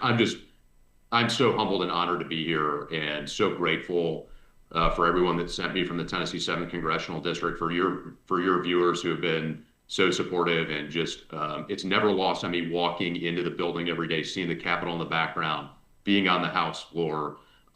It is a huge responsibility, and that's never lost on me. I'll tell you that the State of the Union was another just pinch me moment in this entire experience. That was wasn't that a great speech? Great speech. Just a phenomenal. It did not feel like 2 hours to me. Mm-hmm. We were standing up and down quite a bit. So much to be. Well, the Republicans were. The Democrats were kind of sitting on their hands for most of it. And there were many times they should have been standing, but we did, and it was just a tremendous speech. 2 medals of honor that were awarded during that to 2 aviators, 1 Army aviator and one naval aviator, and what a just impactful, incredible moment. Having the men's hockey team with their Gold Star medals in the building, that was a special moment. I mean, the president just did a tremendous job of outlining the things that he has done over the last year and the things that are still to come, and just the tremendous success that this administration has had. And then he showcased all of that with all of the guests that he invited. Just a really impactful speech. Well, just you and me talking here now. You have a young family, right? Do you have how many children do you have? I do. Well, I have one young daughter. A young daughter. Okay, so what's your life like now? Because you got a house here in Tennessee. I don't know. Do you live in a dorm up there? Do you live in your office? Do you actually have a house? What's your life like? Yeah. Well, and let me just start by saying how grateful I am to my wife and family. My wife is amazing. She is just an incredible woman. She works full time and is taking on just this additional responsibilities for our daughter, and is just an incredible mom. And I'm just so proud of her, proud of my daughter. And the absolute best moment when I come home and my daughter comes running up to me and is saying, "Dada." So she's still here, right? Where do you stay? Right. Where do you stay in DC? Like, are you at the YMCA? So, where are you? Yeah, well, so right now I'm at typically at a hotel in Navy Yard that's in close proximity to the Capitol. Each week, Michael, I've had an 1.5-hour block to try to go and find a studio apartment somewhere, and that block has gotten shifted each week just because it's been so busy and there's so much to do, and it just has not been the priority because there's so much for us to work on. And the days are absolutely packed, and I'm so proud of the team here and in district. But I'm in hotels right now, and we'll hopefully have I think we'll probably be a studio apartment at some point that's in walking distance of the house here in the Capitol. It's got to be walking distance, otherwise it doesn't work, right? Because your typical day. Tell us what your typical day in DC is like. Yeah, well, I mean, today's a great example. I think no day is standard, but today's a great example where start off the morning with some great constituent meetings. So what time do you get up? Well, that all depends too. I mean, I think these days are 12-hour plus days. It depends on the start time. What time did you get up today? I woke up today, I think at 6. Did you work out? Are you able to get any workouts in? I need to. Also because I'm trying to play on the congressional baseball team. Oh, are you? What position? So third base. I'm a third baseman, but I grew up playing baseball and football. So I'm hoping to play. There's some competition. Do they have tryouts? There are tryouts. And so when are the tryouts? So the tryouts are the game gets played in Nats ballpark, and so it's in June in Nats ballpark. Yeah. We start practicing here pretty soon, and August Pfluger out of Texas I think he's the starting third baseman. He played at the Air Force Academy, so there's some good competition. He made this amazing diving catch last year, and he's a He's a real tremendous baseball player, so and member. But there's gonna be some competition on the baseball team, and I'm eager to swing a bat again and get on the field and play. Do you go to like any batting cages and try to get your swing back? I think that's part of the practices start. So my understanding is they leave at 5:30 a.m. I think, and go and practice for an hour and a half, and then the day starts. So that'll be part of it. I think it's kind of like back to high school baseball practice, where there's fielding and batting practice. And my understanding is this team takes it real seriously. The Republicans have won the last several years, and it is let the best players get on the field, and they want to get practices in and be well prepared for that matchup in June. When I played baseball in high school, I played third base. In the men's senior leagues, when I played second base. I was what they call good field, no hit. Are you also? Can you field and hit? Michael, I think you and I were probably pretty closely aligned to that. Pretty good in the field, pretty strong arm, and I was a base hitter. And all right, me too. I didn't hit for power. I was kind of positional. All right. Well, look, I know we'd love to talk some more. You got to go and do some congressman stuff. So when you're back in the district, come by in the studio again. Would love to. Michael, thank you so much for having me. Thank you for what you do every single day. All right, Appreciate Matt. you a whole lot. Thank you very much, Congressman Matt Van Epps. Take care. Back with more after this.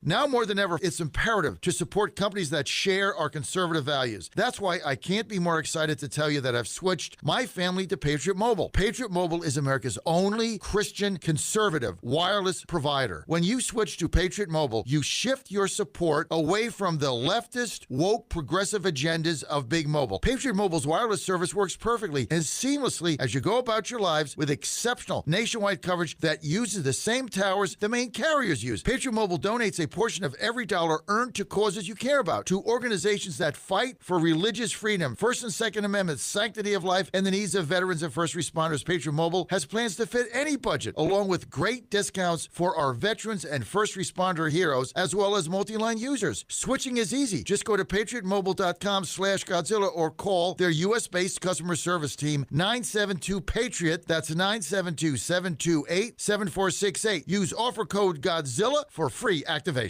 The Trump administration has brought a lot of positive changes when it comes to fixing our broken healthcare system, but there's only so much the government can do. And if we really want to make America healthy again, that starts at home, and that's where the Wellness Company comes in. The Wellness Company allows you to make sure you're prepared for whatever happens with their prescription medical kits, which contain an assortment of life-saving medications and guidebooks to assist in the proper use of these medications. The Wellness Company also offers a variety of health products, from parasite cleanses to methylene blue to weight loss and so much more, helping you stay healthy and live a longer, better, healthier life. Make America healthy again. That starts at home. So do your part and protect the health of you and your family. All you have to do is go to twc.health/Godzilla today and order. That's twc.health/Godzilla. Use promo code Godzilla to save 10%. That's twc.health/Godzilla.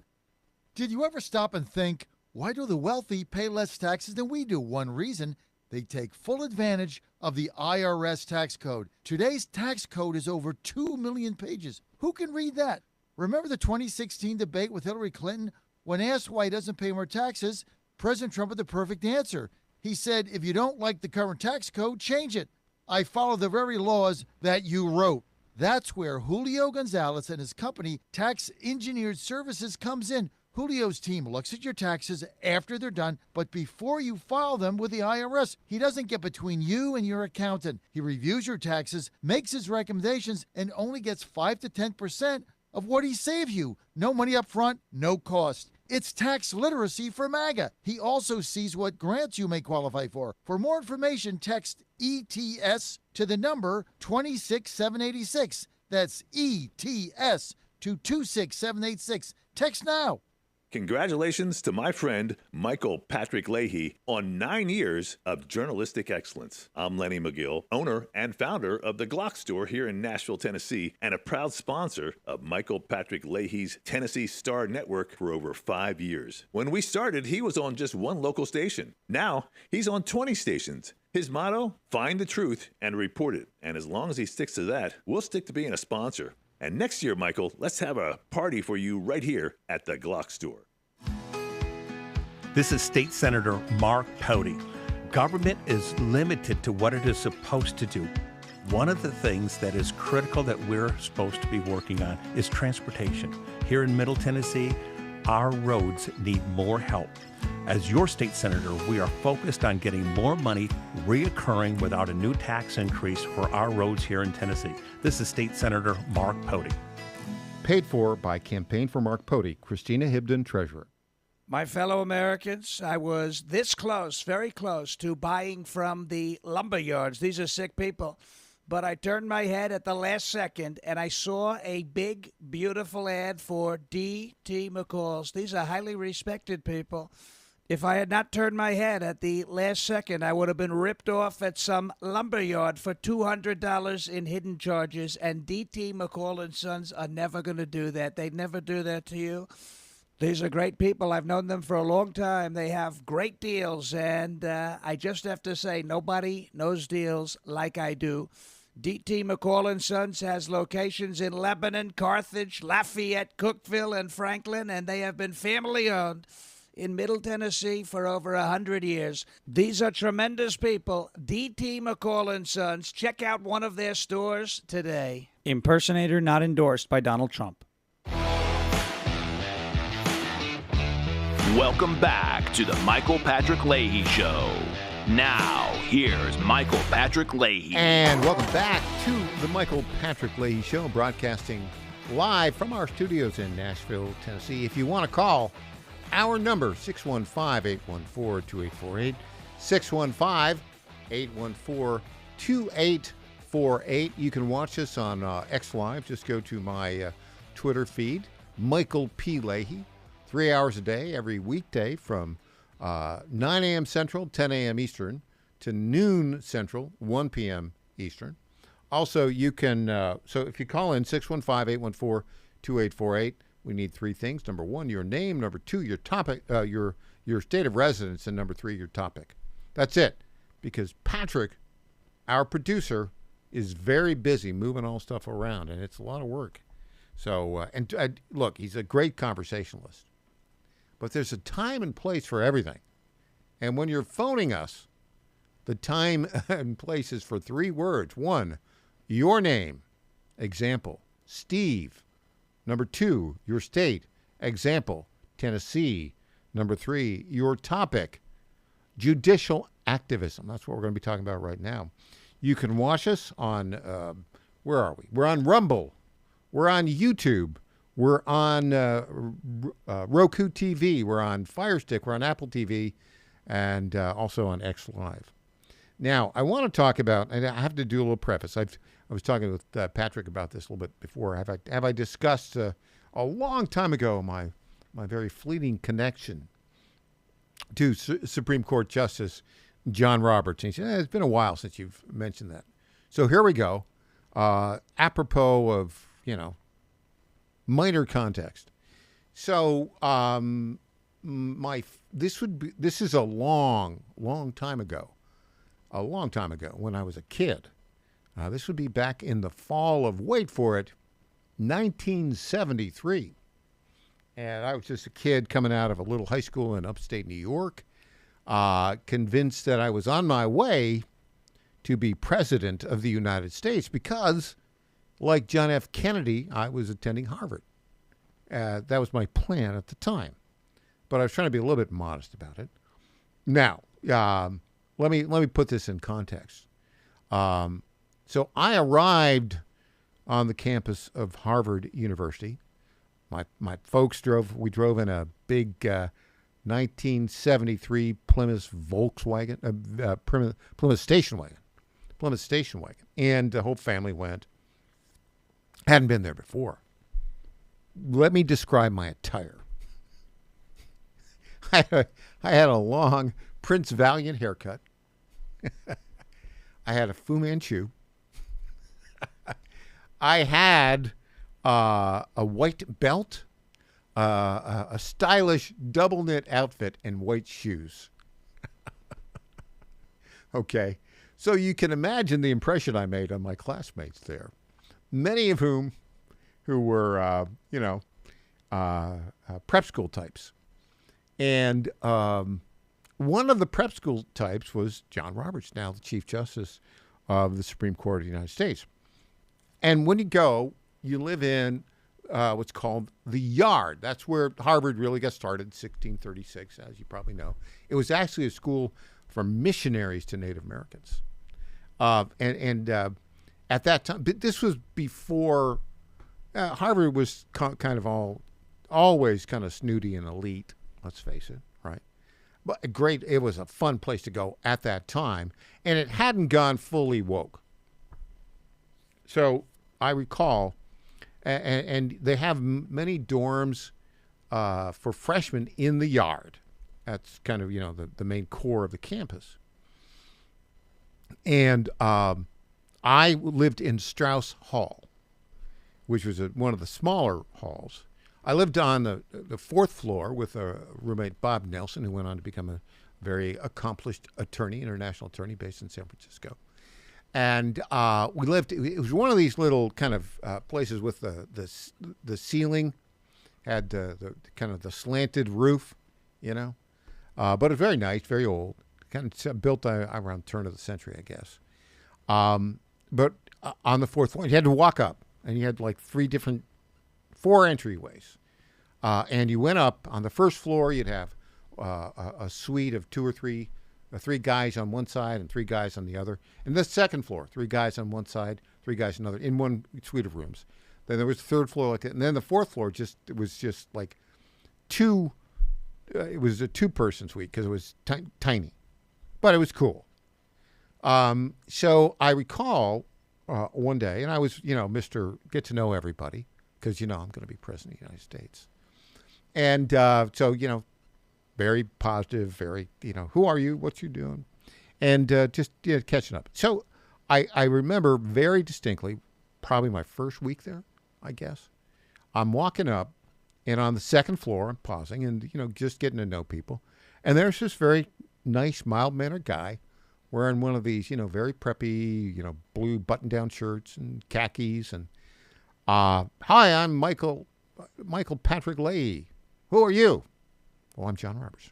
Oh, hi, John. Where are you from? I'm from Chicago, but I was born in Buffalo. Hey, how about that? We lived near Buffalo. And you gonna play any sports, John?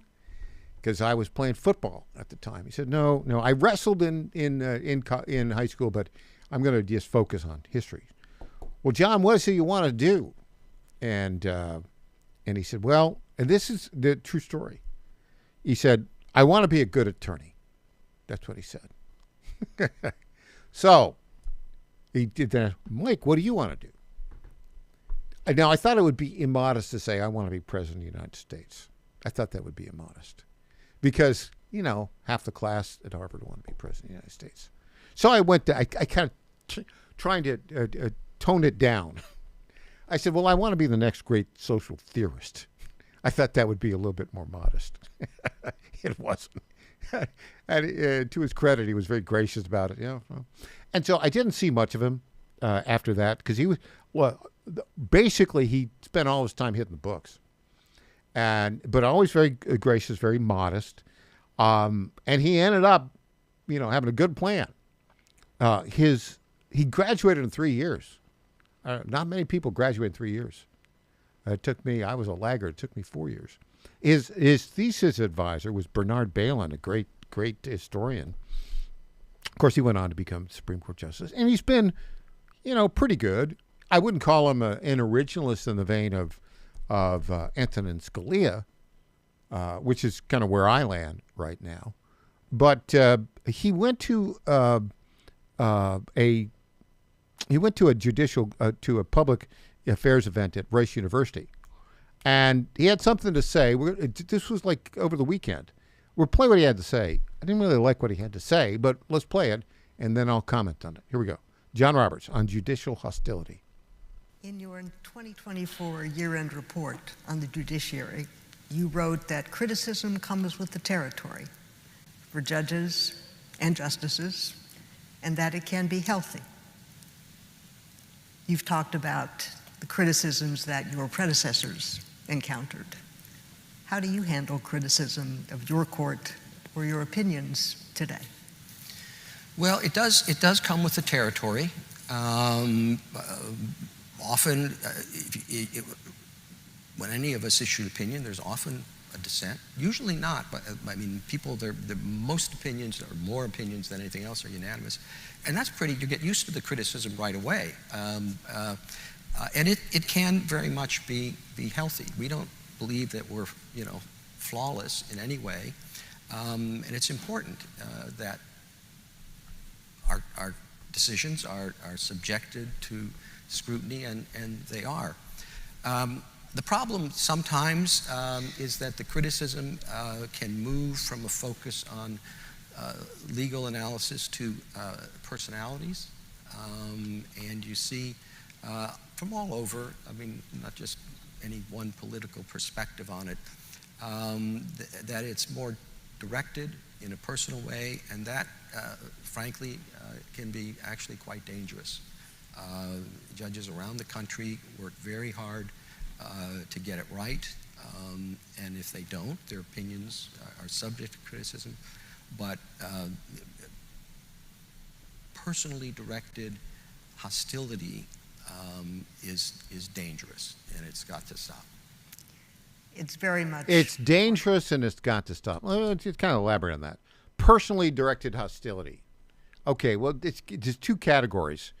The assassination attempts that have been made on conservative justices, that's one thing. The Democrats are doing nothing to protect the Supreme Court justices as they should be. But there's another area of hostility here where I think Chief Justice Roberts is making a mistake. And that is, you have all of these terrible, terrible tri-court judges appointed by Biden and Obama, who are, in essence, ignoring the Constitution and substituting their own left-wing ideas in place. One example, of course, is James Boasberg, who's totally out of control, and criticism is appropriate for him. In fact, impeachment is appropriate for him. And, Roberts has been very friendly with Boasberg. I think that's a mistake on his part. And then he's got this other problem of a crazy lunatic, Ketanji Brown Jackson, who is now on the Supreme Court. That's a problem. And I'm not going to stop calling her a crazy lunatic, because she is. All right, well, more we get back.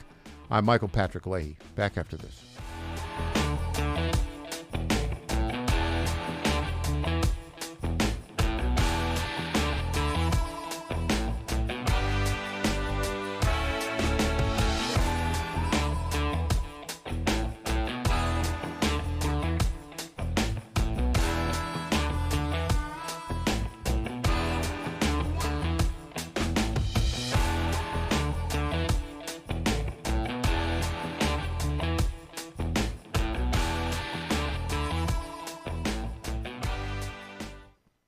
Hey folks, Al Green here for SatPhone. When you're on the go, you want to know you're connected. If it's a family vacation or an off-the-grid escape to a remote destination, having reliable communication helps you feel safe and secure. You can't afford to find yourself in a dead zone. That's why you need SatPhone. SatPhones are reliable, durable, and give you global coverage. If you can get outside, you can get in touch. It's that simple. Make calls from your SatPhone to any regular cell phone in the United States. The phones are a $1,500 value, but you can get yours free. Just sign up for a 15-month plan, $94.95 a month. Get 150 minutes monthly that roll to the next month. Go 3 months without using them, that's fine. Yes, 3 months, 450 minutes, all yours. Visit SAT123.com or call 855-980-5830. SAT123.com, 855-980-5830. Get surety and security with your sat phone. Call now.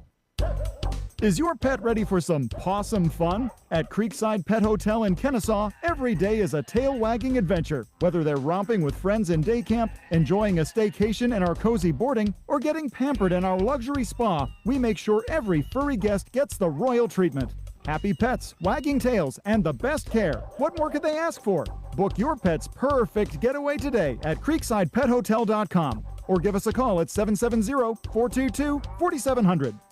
President Trump is already transforming Washington, D.C., making it the safest, cleanest, and most beautiful city in the world. But we need fighters on the ground to keep it going. I'm John Fredericks, and I'm running for chairman of D.C. GOP Ward 2 to make sure Trump's vision for this city becomes a reality. Safe streets, clean neighborhoods, and yes, rat-free. Go to MakeDCGreat.com. That's MakeDCGreat.com right now and send a donation. Let's finish what President Trump started. Donation limit $200. I'm John Fredericks, and I paid for this ad. It's finally here, our second annual mega sale. This sale only comes around once a year, so take advantage of the best offers ever while you can. For example, save 50% on our Giza Dream bed sheets, as low as $29.98. And for the first time ever on TV, MyPillow mattresses and MyPillow mattress toppers, as low as $99.98. And you save 50% on our Lux Pure 6-piece towel sets. Regular $69.98, now only $39.98.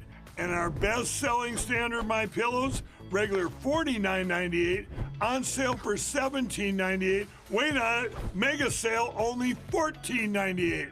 But wait, there's more. To make the mega sale even more special, when you order right now, your order's gonna ship absolutely free. To take advantage of the second annual mega sale, go to MyPillow.com or call 800-854-0504 and use promo code Godzilla.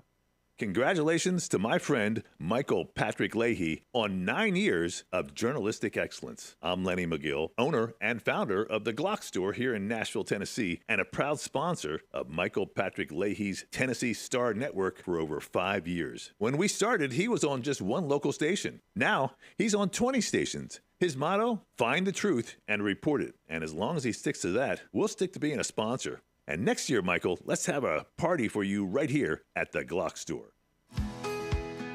This is State Senator Mark Pouty. Government is limited to what it is supposed to do. One of the things that is critical that we're supposed to be working on is transportation. Here in Middle Tennessee, our roads need more help. As your state senator, we are focused on getting more money reoccurring without a new tax increase for our roads here in Tennessee. This is State Senator Mark Pouty. Paid for by Campaign for Mark Pouty, Christina Hibden, Treasurer. Welcome back to the Michael Patrick Leahy Show. Now, here's Michael Patrick Leahy. Welcome back to the Michael Patrick Leahy Show. We've been talking a lot about judicial activism and how the trial courts in the federal district court appointed by Barack Obama and Joe Biden really are anti-constitutional. Many of them foreign-born, by the way. Yeah, take a look at it. You'll see it's quite a few. This presents all sorts of problems for the United States of America in the future if the Democrats ever obtain power again. It will be a debacle, a destruction of our rule of law.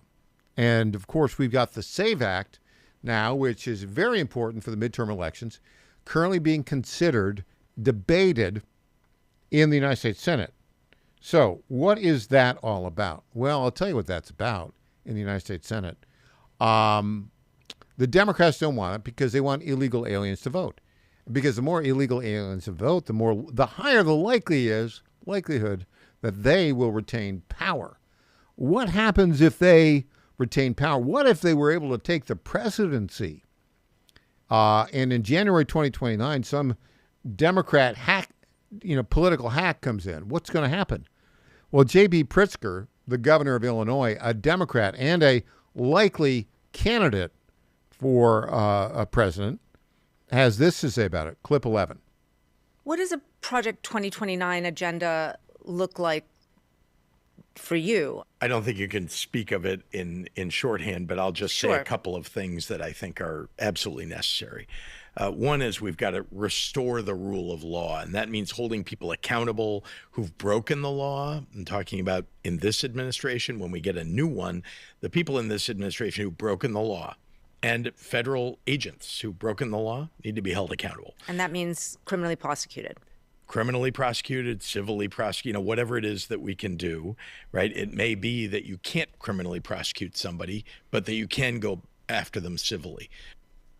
So what's he saying? He wants to turn the United States into a banana republic, to go after political opponents. Now, the left doesn't play fair. Here's an example. You know the great journalist John Solomon? He has this to say about new evidence that, wait for it, Ukraine tried to influence the 2024 election. Let's play this clip from John Solomon, clip 5. There are scores of raw intelligence reports that show Chinese meddling in the American election, and there's one report raising concern that Ukraine was engaged in a plot to do something bad in the 2024 election to help Joe Biden. I want to repeat that. There is intercepted intelligence that the Trump administration has had for many, many months, in which it is suggested by Ukrainian officials that they're going to try to help Joe Biden win the election using American taxpayer money. Yeah, well, that's what's going on. It's cheating, cheating, cheating. It doesn't matter. Let's get to clip 14 here, too, Jon Stewart. It doesn't matter if the Democrats cheat, if their policies are terrible. You know, even Jon Stewart says the Democrats' policies are terrible. Clip 14. Let's play that right now.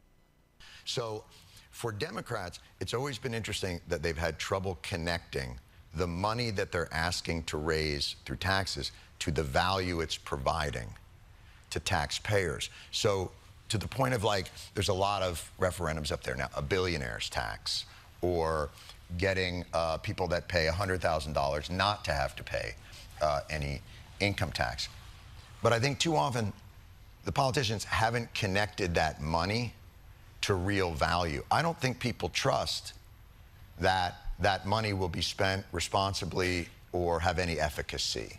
So predictably, yes, being the capital of Silicon Valley, we created some dashboards to show people how we were spending their dollars. It works. Yeah, well, that's the core problem, isn't it? Look, the Democrats, their business model is fraud. And, you know, you heard Stephen Miller talk about this yesterday on this program.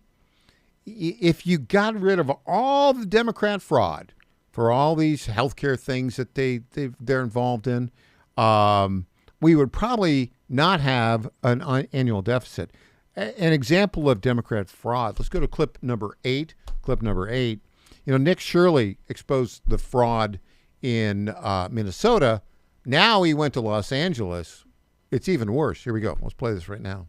Here in California, what makes this hospice and home healthcare fraud so hard to crack down on, take for example this one right here, All Day Hospice Care. They have billed $3.1 million, and per beneficiary, that's about $6,000, and 24 claims per patient with only 2 codes, which means 2 services. They've had over 505 patients, and they started billing in 2023 and accumulated $3.1 million in 19 months. And that is over 12,000 claims. The velocity of the billing here is what leads me to believe this is potentially fraudulent. And what makes this hard to track is that they then just rent small little suites inside of these kind of buildings, and they run their operations from there. And once any sort of suspicion comes, they then leave, close down shop, and who knows where they go. Are they going back to Armenia? Are they going back to Russia? Are they going back to their native country? Or are they just moving to another building inside? Yeah, here's the bottom line. The Democrats are in the business of raising taxes to benefit from fraud, either directly, indirectly, or politically. When we come back, we don't have him here in person because he's very busy. But 45-47, Sean Farash, the very best Trump impersonator in the world, will be here via Zoom. Back after this.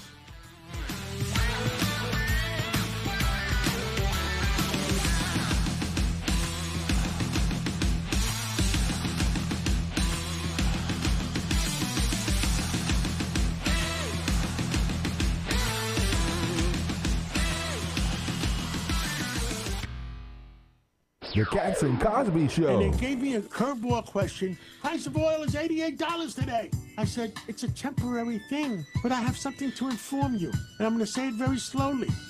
Under President Biden, the price of oil was 80, 90, 100 years. Under President Trump, maybe it's going to be $80 for 1 month. Cats and Cosby, 5 Eastern, 4 Central on the John Fredericks Media Network. Did I say it slowly enough to everybody understand? I love that. Did you ever stop and think, why do the wealthy pay less taxes than we do? One reason, they take full advantage of the IRS tax code. Today's tax code is over 2 million pages. Who can read that? Remember the 2016 debate with Hillary Clinton? When asked why he doesn't pay more taxes, President Trump had the perfect answer. He said, if you don't like the current tax code, change it. I follow the very laws that you wrote. That's where Julio Gonzalez and his company, Tax Engineered Services, comes in. Julio's team looks at your taxes after they're done, but before you file them with the IRS. He doesn't get between you and your accountant. He reviews your taxes, makes his recommendations, and only gets 5 to 10% of what he saved you. No money up front, no cost. It's tax literacy for MAGA. He also sees what grants you may qualify for. For more information, text ETS to the number 26786. That's ETS to 26786. Text now. John Fredericks loves his radio and TV audience, but did you know how to follow the Godzilla of Truth wherever you go? Download the John Fredericks Radio Show app to listen live nationwide. For the daily chit-chat, Trucking the Truth, download the Getter app and join the morning fun on Getter Live from 6 to 10 a.m. Follow John Fredericks on Getter, Truth Social. Get your truth by the truckload from America's Godzilla of Truth, The John Fredericks Show, weekdays 5 to 9 a.m. on WENO Nashville, KQPN West Memphis. Breaking news at Town Hall. I'm Bob Agnew in Washington.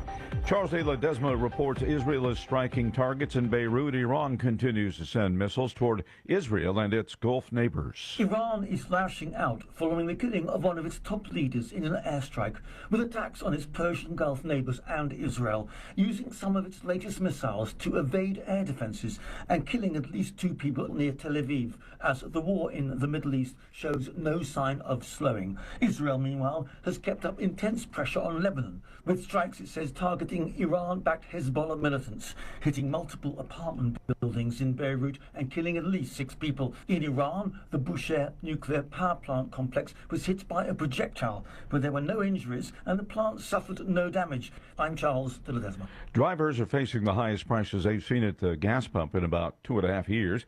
AAA says the national average for a gallon of regular gasoline has jumped to more than $3.84 a gallon, up from $2.98 seen before the war.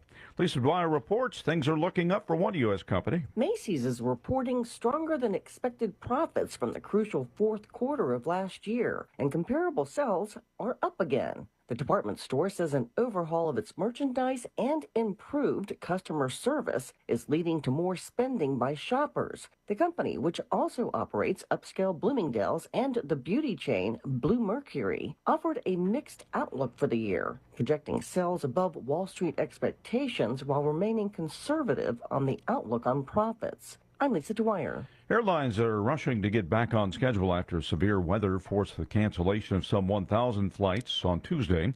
FlightAware says in addition to the canceled flights, about 4,200 were delayed. Travelers also being delayed as a result of the partial government shutdown. More on these stories at townhall.com.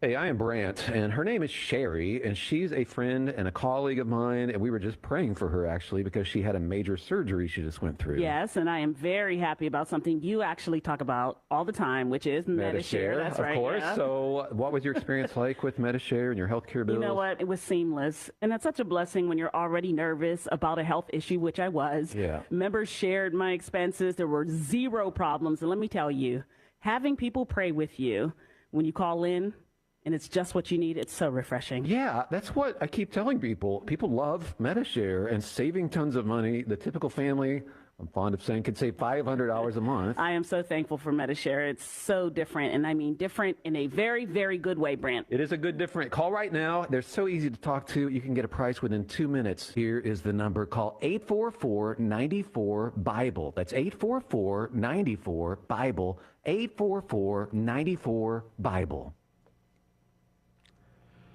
And now here's Rich Thomason with a midday Wall Street business report. Wall Street remains in the grip of intense volatility from the Iran war. The price of U.S. crude fell back a bit despite a renewed barrage from Iran targeting its Gulf neighbors. Wholesale inflation, as measured by the Producer Price Index, staged a comeback last month. Producer prices rose 3.4%, the biggest jump in a year. With higher oil prices aggravating inflation, the Federal Reserve is widely expected to keep rates on hold. Fed policymakers wrap up their latest two-day meeting later today. The Fed will also release a set of quarterly economic projections, which could result in the central bank trimming its forecast of one rate cut this year to 0. Shares of Macy's jumped 7%. The department store reporting stronger than expected fourth quarter profits. Macy's credits an overhaul of its merchandise and improved customer service. For the Wall Street Business Report, I'm Rich Thomason. Or at townhall.com.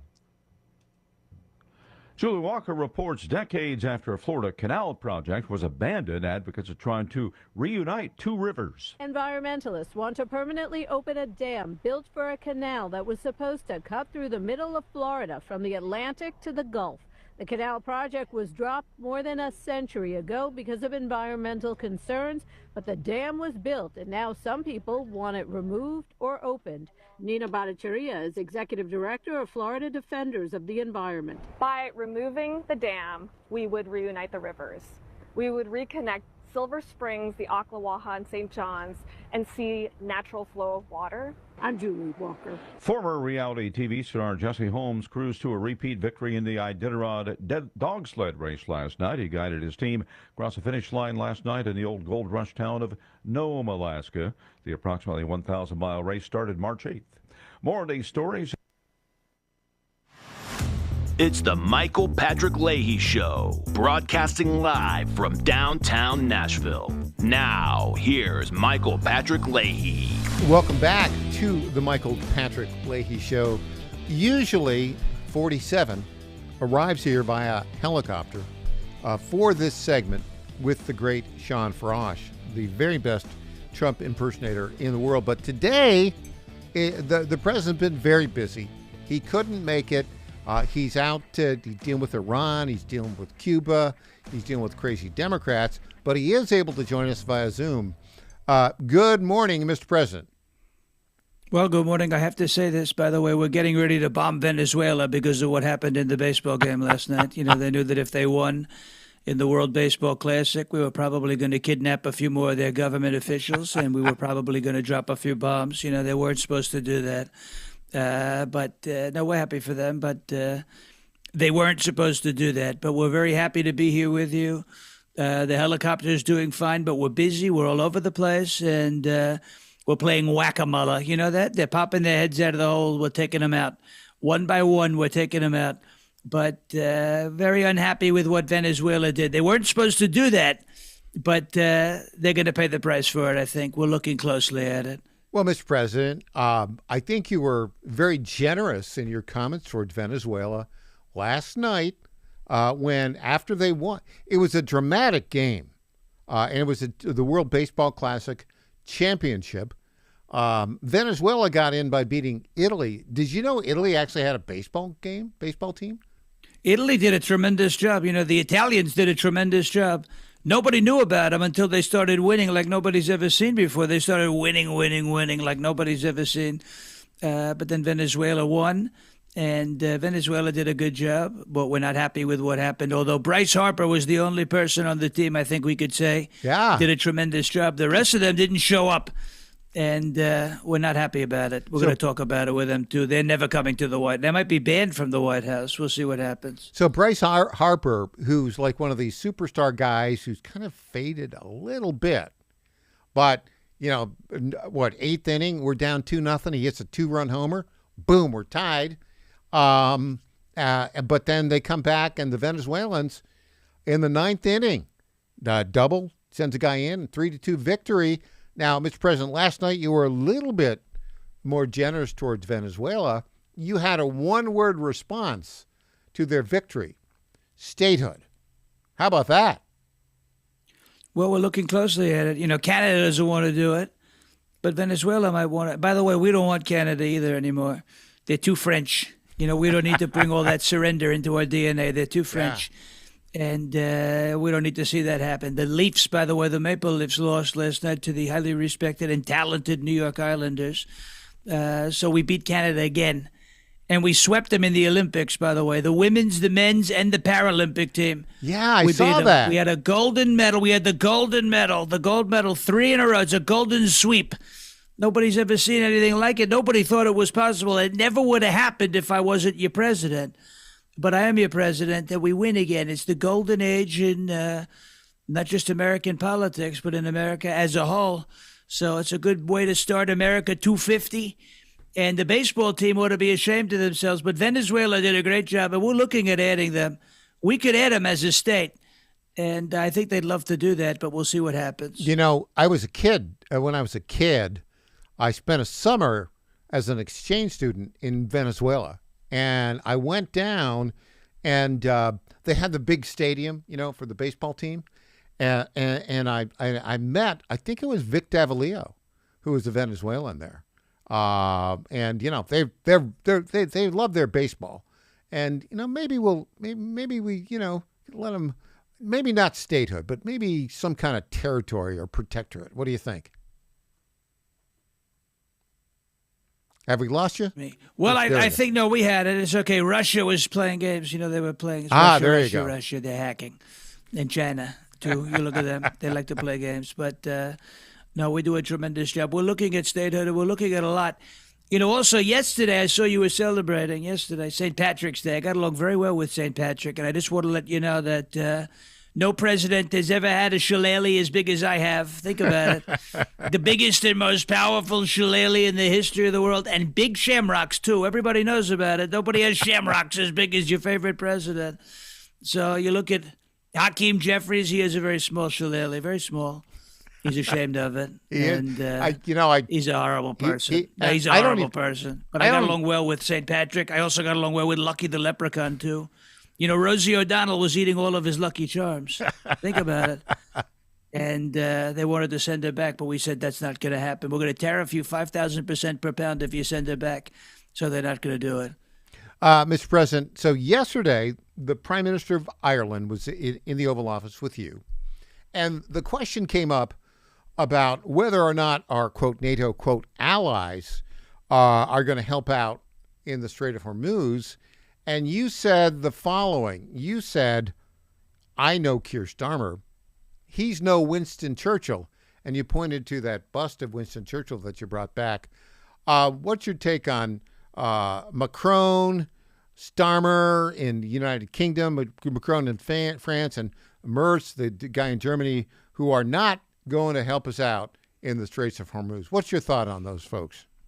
Well, they can defend the strait themselves. They can do it themselves. We're not going to do it for them anymore. It's going to hurt them more than it's going to hurt us. You know, we're producing our own oil. We're producing our own gas. We don't need to worry about the strait. So if they don't want to defend it, it's going to become their problem. And Ukraine will become their problem, too. It's already been a problem of theirs. It'll become their problem, too, if they don't want to help. You know, they cry and beg and whine for our help all the time, and we help them. And then when we ask for just a little bit, they don't want to do it. The French are surrendering. They don't want to do it. The English are afraid of upsetting their Muslim population. It's a big population. Yeah, they are, right? Aren't they? It's a terrible thing that they have. It's very bad what's going on in their country. They don't want to help us. They ought to be ashamed of themselves. Mr. President, you're a very wily fellow. And is it true that some suggest that, well, we don't really need any help in the Straits of Hormuz, but that you asked the United Kingdom and France and Germany for help as a test to whether they actually had any shamrocks? Well, we asked them that to see if they have the shamrock, if they have the shillelagh, if they have the fortitude. We call it fortitude. And they don't have the fortitude. They didn't want to do it. They're cowards, just like the French. You look at the French; they surrender every time. You have a problem in France. Their new national flag is a big white flag that says "We surrender." Sir, we surrender. That's their flag. That's why we don't want Canada, because Canada has the same problem. But you look at the rest of Europe, they ought to be ashamed. Spain ought to be ashamed. England ought to be ashamed. Germany ought to be ashamed. France is always ashamed. But Ireland is doing a tremendous job. We get along very well with Ireland. But the rest of these countries ought to be ashamed. And it was a test. And they failed the test. They have teeny tiny shamrocks. And they ought to be very ashamed of themselves. That much I can tell you. Is it true that John Thune has experienced a shillelagh enhancement because he's having? Well, I don't think so. I don't think so, because he's not going to nuke the filibuster. I think he needs to have a shillelagh enhancement like the former or the current Ayatollah of Iran. Right? He's got problems. Right? They say. He's got a problem. It's not working properly, so he's taking medication for it. And there's other rumors, too, that he might be somebody who they say plays for the other team, if you know what I'm talking about. I know what you're talking about. There was a rumor. We don't know if it's true, but there was a rumor, and I wouldn't be surprised about it. Well, Mr. President, I can hear in the distance you've got your helicopter there. You're going off to some other important place. But with your permission, can Sean Frosh stick around? He's allowed to do it. He's a good guy. That's what I hear. When we come back, Mr. President, we're going to talk with Sean Frosh about, did you see Zoran Mamdani appropriating my Irish-American heritage and trying to steal St. Patrick for the cause of the Palestinians? You see that? If not, it's a terrible thing what he did. We'll see Sean Frosh when we get back. Thank you, Mr. President. Back after this.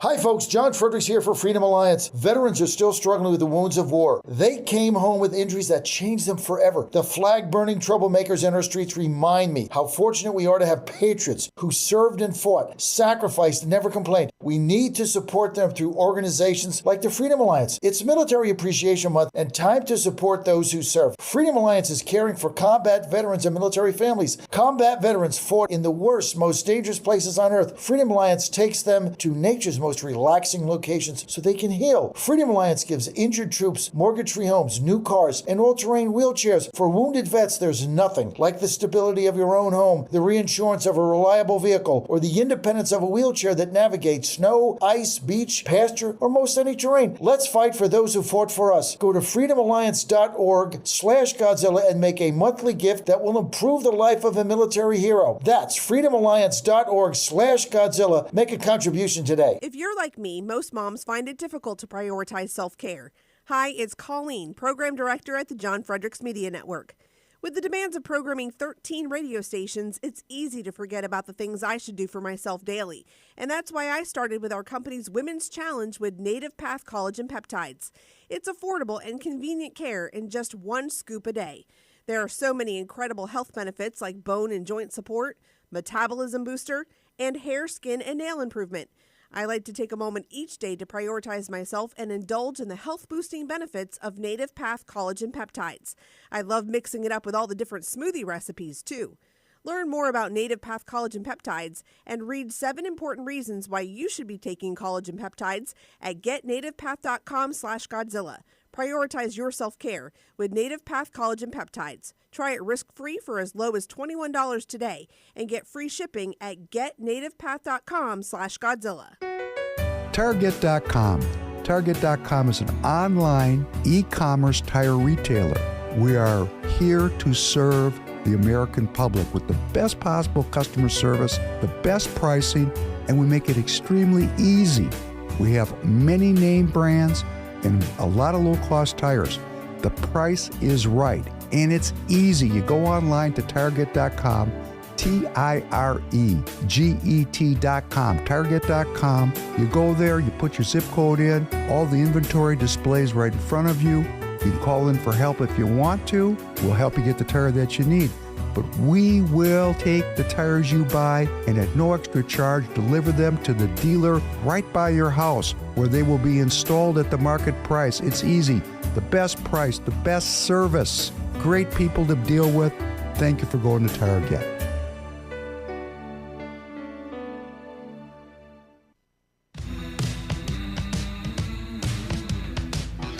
Welcome back to the Michael Patrick Leahy Show.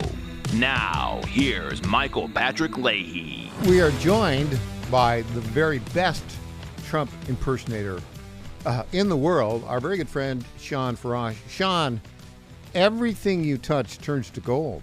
It looks like. Oh. It's got the inner leprechaun in you, I guess, right? Sean O'Farash. Now it's the ears, Michael. I got these big old ears. That's it's part of my DNA, I guess. So you've been doing the Dan Bongino show quite a bit, right? Haven't you? When was the last 2 days? Yep, I was down in Florida filling in for Dan Bongino. Who I never thought that was I never thought that was ever something that would happen, and it has. They offered me the opportunity to go do that. So you went down to Florida? Yeah, I went down to Florida, joined him in the studio. Where's his? Worked Where's with the his entire team studio? down there. It's like he's got a nice. Yeah, setup they're down there? in Martin County. It's a nice setup down there in Martin County, Florida. It's a good setup, but it was a really fun time, and the whole team there was incredible.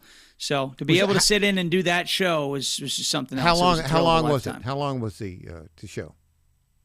It was a 90-minute show twice. 90-minute show twice. It was an hour and a half. Yeah. Yep. But it's not. It's a podcast, right? So there's no. Are there commercial interruptions at the beginning of the end? How's it work? No, there's a couple of live reads, but it's a podcast. It's streaming. So you did the live reads. There's no forced breaks. Yeah. You did the live reads, huh? Yep. What's his crew like there? Oh, they're great. They're an amazing team. They're extremely talented, and they all work extremely hard.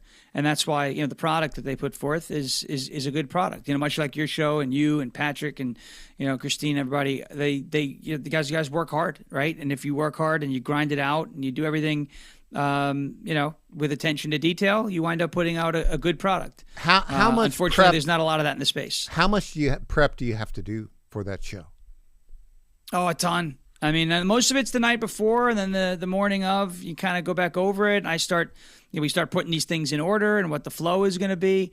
And sometimes it deviates off course a little bit, but for the most part, you stick to it, and you roll with it, and I think it came out pretty good. The feedback has been overwhelmingly positive, including from Dan Bongino himself this morning when he, sat back in his show.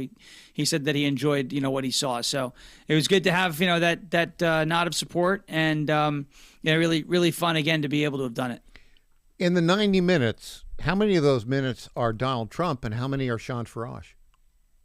A little bit, we kind of go back and forth to bring in some levity because it's 90 minutes of news or, hard-hitting stuff or tasks and things like that. Yeah, so we got to bring in the levity. So, I would say a minute here, a minute there. We kind of, where there's room for a joke, we slip in and have some fun and then get back to, the serious news of the day. But it was, from what I understand through the feedback, a good balance of education and a good balance of that and entertainment. Did you fly down, fly back? Yeah. Flew down, flew back. What were the waits like? Nashville, there was no wait, and flying back out of Palm Beach, there was no wait. Now, the Palm Beach was packed. Yeah. And it's because I came back yesterday, and it was after all these cancellations with the wild weather. So Palm Beach Airport was packed. But it was easy to get through security. I got through security in like 10 minutes here in Nashville and about 10 minutes, 15 minutes in Palm Beach. So those weren't bad, but you did make sure you got to say thank you to your TSA agents right now who are working without pay. Yeah. Whether you like the agency or not. No. Some people are like, it's unconstitutional. I say, yeah, but the people who are working, those are jobs. They're working without pay. Give them a thank you and a nod of support because I don't know how long I'd be working without pay. Probably not long. I mean, you gotta feed your family, right? It's right. They don't make a lot of money to begin with. So now, yesterday on St. Patrick's Day, you put out the Donald Trump St. Patrick's Day message. Where did you record that, and where did you put it? Did you record it down there?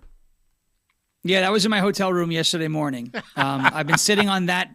I've been sitting on that particular concept for a couple weeks. I kind of knew where I wanted to go with it, and like always, just kind of sit on it for a minute, record a few takes, take the best one, and post it.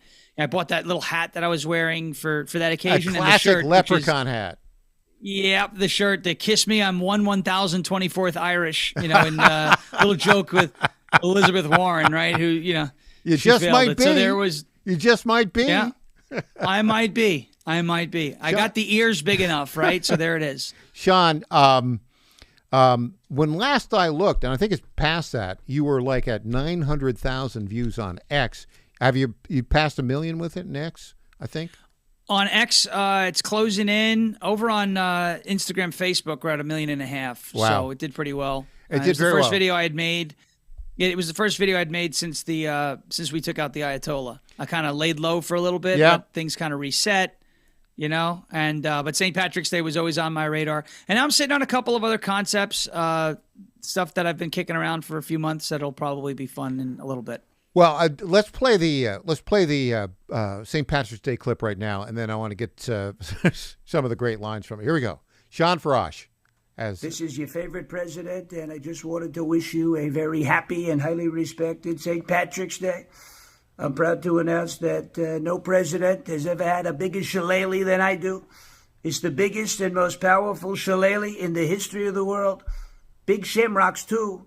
Nobody's ever seen anything like it. Everybody's talking about it. Nobody's ever seen anything like it, but I got along very well with St. Patrick, and I called him Pat. I said, Pat, all of the gold at the end of your rainbow, you have to give it to your favorite president, or else you're going to have a lot of problems. He said to me, we don't want problems, sir, not with you. So we made a beautiful deal. I also got along well with, you may have heard of him, Lucky the Leprechaun, and he said to me, sir, laddie, they're after me, Lucky Charms, laddie. What are we going to do about it? I said, we're not going to let them take your Lucky Charms. We're not going to do it. We're going to solve your problem. But it was the North American land whale known as Rosie O'Donnell. She was eating all of the Lucky Charms. She was eating everything in sight. I was talking to Ireland. They said, you have to take her back, sir. She's causing another potato famine, sir. There's no end in sight. She won't stop eating, sir. Please take her back. I said, we're not going to do that.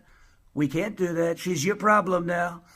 And so much for the luck of the Irish. It's very unlucky you have to deal with her, but she's your problem now. If you send her back, I said, if you send her back, we're going to tariff you 5,000% per pound. You don't want that to happen, so they're keeping her. We deported her. They're keeping her. But I hope you have a tremendous St. Patrick's Day. As they say, may your troubles be less, may your blessings be more, and nothing but happiness come through your door. Happy St. Patrick's Day. God bless you, and thank you for your attention to this matter. So everything about that was genius. The hat was a great touch. The Lucky Charms, very resonant with, a lot of people our age, your age, are familiar with Lucky Charms, the cereal, and the leprechaun.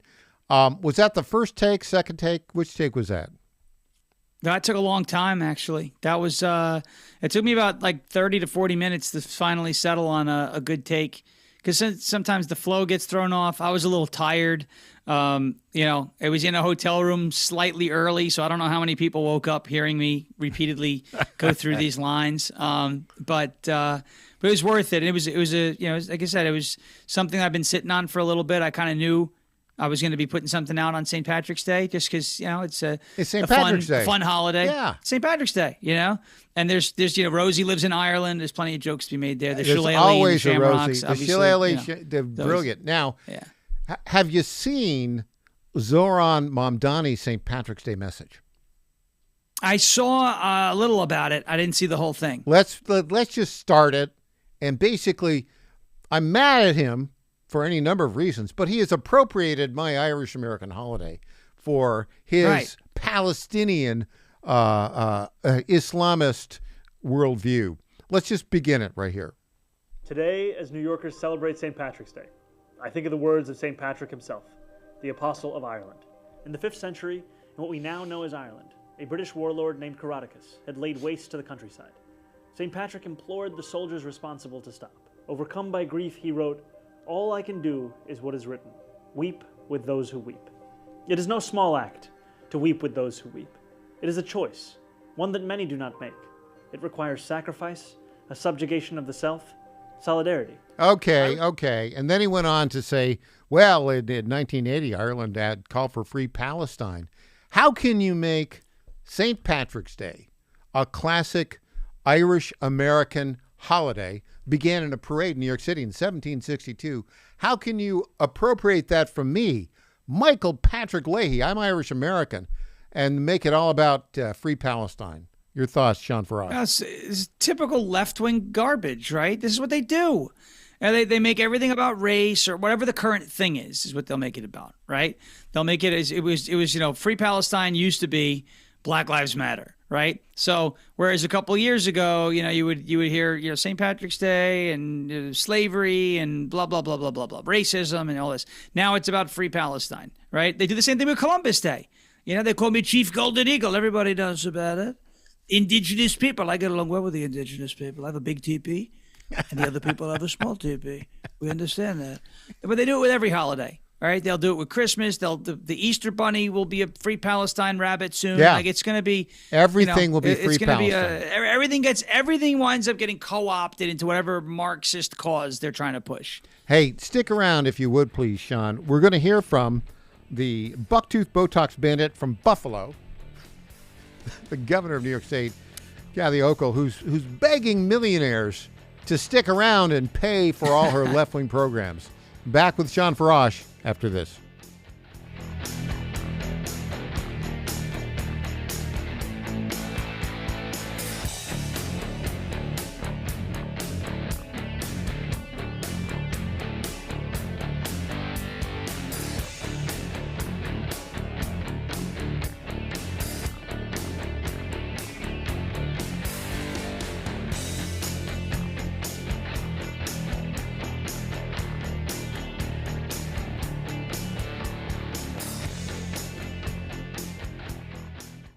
Everyone, EJ Haast here, founder of the Digital Footprint Management Agency and frequent guest on the Michael Patrick Leahy Show, here to tell you about GetFoundEverywhere.com. Customers are searching for your business everywhere: Google, Apple Maps, TikTok, and new AI platforms like ChatGPT and Gemini, which is a total disruptor.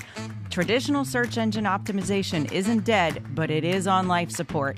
Old tactics don't work anymore. So how can you make your business stand out? GetFoundEverywhere.com makes your business pop on over 50 search, map, review, and AI-driven platforms.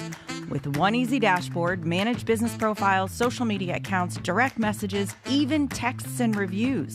GetFoundEverywhere.com is affordable, boosts your visibility, and gets your business more customers. It's time to step up your game the easy way. Save time, save money, and get more customers with GetFoundEverywhere.com. This is State Senator Mark Pody. Government is limited to what it is supposed to do. One of the things that is critical that we're supposed to be working on is transportation. Here in Middle Tennessee, our roads need more help. As your state senator, we are focused on getting more money reoccurring without a new tax increase for our roads here in Tennessee. This is State Senator Mark Pody. Paid for by Campaign for Mark Pody, Christina Hibden, Treasurer. I'm Lenny McGill, founder and CEO of GlockStore.com. For over 30 years, I've supported the Second Amendment rights of free men and women to protect themselves and their families with firearms. We offer the very best in both selection and prices on Glock handguns, custom Glocks, Glock magazines, and high-performance shooting accessories at GlockStore.com. We also have the finest retail showroom and our Shoot 270 shoot rooms right here in Nashville, Tennessee. Come visit us at GlockStore.com, and you'll be glad you did. My fellow Americans, my good friends, I've known them for a long time, at D.T. McCall & Sons have the deal of a lifetime for you, and nobody knows deals like I do. That much I can tell you. Nobody knows deals like I do. The lumber yards, they can hit you with hidden charges for up to $200 extra. They'll charge you for cords and hoses and haul-offs. Your money goes all over the place and out of the state, and most importantly, out of your pockets. How do they get away with that? I don't know how they do that, but on day one, if you buy from McCall's, we are going to stop the hidden charges as soon as you buy it. DT McCall & Sons has locations in Lebanon, Carthage, Lafayette, Cookeville, and Franklin, and they have been family-owned in Middle Tennessee for over 100 years. Head to one of their stores today or check them out at dtmccalls.com. You're going to love it, believe me. Impersonator not endorsed by Donald Trump. Welcome back to the Michael Patrick Leahy Show. Now, here's Michael Patrick Leahy. We are delighted to welcome back Sean Frosh, the very best Trump impersonator in the world. Also a regular co-host of a regular guest host, rather, of the Dan Bongino Show. Sean, you are the first one to identify the bucktooth Botox banner from Buffalo. Governor Kathy Hochul. Rocks are complaining because they aren't as dumb as she is, right? Yes, don't compare her. Don't say she's dumb as a rock, because the rocks will get offended and probably file a lawsuit, like a slander lawsuit against you or I something. think so. Now, this one is, the irony is just too delicious here. She's asking millionaires to come back to New York City because without their money, she can't pay for her left-wing stupid programs. She actually admitted it. And so, Sean, let me play this clip right now and then get your reaction. She was talking to the folks at German-owned Politico a couple days ago about this. Let's play the clip, and then we'll get Sean's reaction. I know New Yorkers are exasperated. They feel that everything's stacked against them. They're not getting ahead. Their rents are too damn high. Their child care costs are high. Their utility bills, and thank you to Washington, we're going to have higher prices at the pump. We already do. Everything just seems so hard for people. So I understand that frustration. You should join me in the North Country yesterday in Ogdensburg and Watertown, and people are so upset about the tariffs, raising the cost of everything. So there is this anxiety, which is real, and we're continuing to address the affordability crisis, which I believe should be the #1 priority of this legislative session. What can we do to take off some of that pain that New Yorkers are feeling that I hear about literally every day? What I want to make sure we are smart about is having a system in place where it's not just taxing for the sake of taxing and being conscious of the facts that I need people who are high net worth to support the generous social programs that we want to have in our state. Right? Okay, now, we got to stop right there. I need people that are high net worth to support the generous social programs we have in this state. Sean, your thoughts? We told you. Like, go back to as far back as we started talking about the New York City race. All right, when it looked like the what was it, Michael? The Muslim Marxist with minuscule muscles of Manhattan, that guy. Mamdani, was running for mayor. Yeah. That guy. Yeah. We've been saying this. If he gets elected, she's going to have to raise your taxes. People go, oh, no, I don't live in New York City. It's not going to impact me. Yes, it is. He's going to ask the state for more money. And in order for the state to give him more money, the state is going to have to raise more money. And one of the ways they're going to do that is through taxes. And so when you have people with a lot of money, millionaires, billionaires, Bernie Sanders' least favorite people, the millionaires and the billionaires, right? When you have these people leaving the state because they don't want to give New York State their money, New York State's going to be SOL. They're going to be up the creek without a paddle, right? So, and this is where they are at this point. Well, we're going to tax the millionaires. Well, what if the millionaires leave? We're going to beg them to come back. Well, what if they don't come back? Well, then we're going to come after all of you. Mamdani admitted this a couple of weeks ago, who said, if we can't do this with, taxing the billionaires. And if they leave, then we're going to have to do a second option, which is more dangerous, and we're going to have to raise property taxes. We told you this is what was going to happen, and now it's happening. So the next time we're telling you that something like this is going to happen, because we know how these Marxists operate, maybe listen and don't elect somebody like the Muslim Marxist with minuscule muscles in Manhattan, Mamdani, for mayor, and you won't run into this problem. How stupid are you to go and say, to beg millionaires who are smart, who want to keep their millions, who leave New York State and New York? How stupid are you if your strategy is to beg them to come back and lose money? Yeah, please come back so I can take more of your money. Who's signing up for that deal, right? Not me. That's why I left.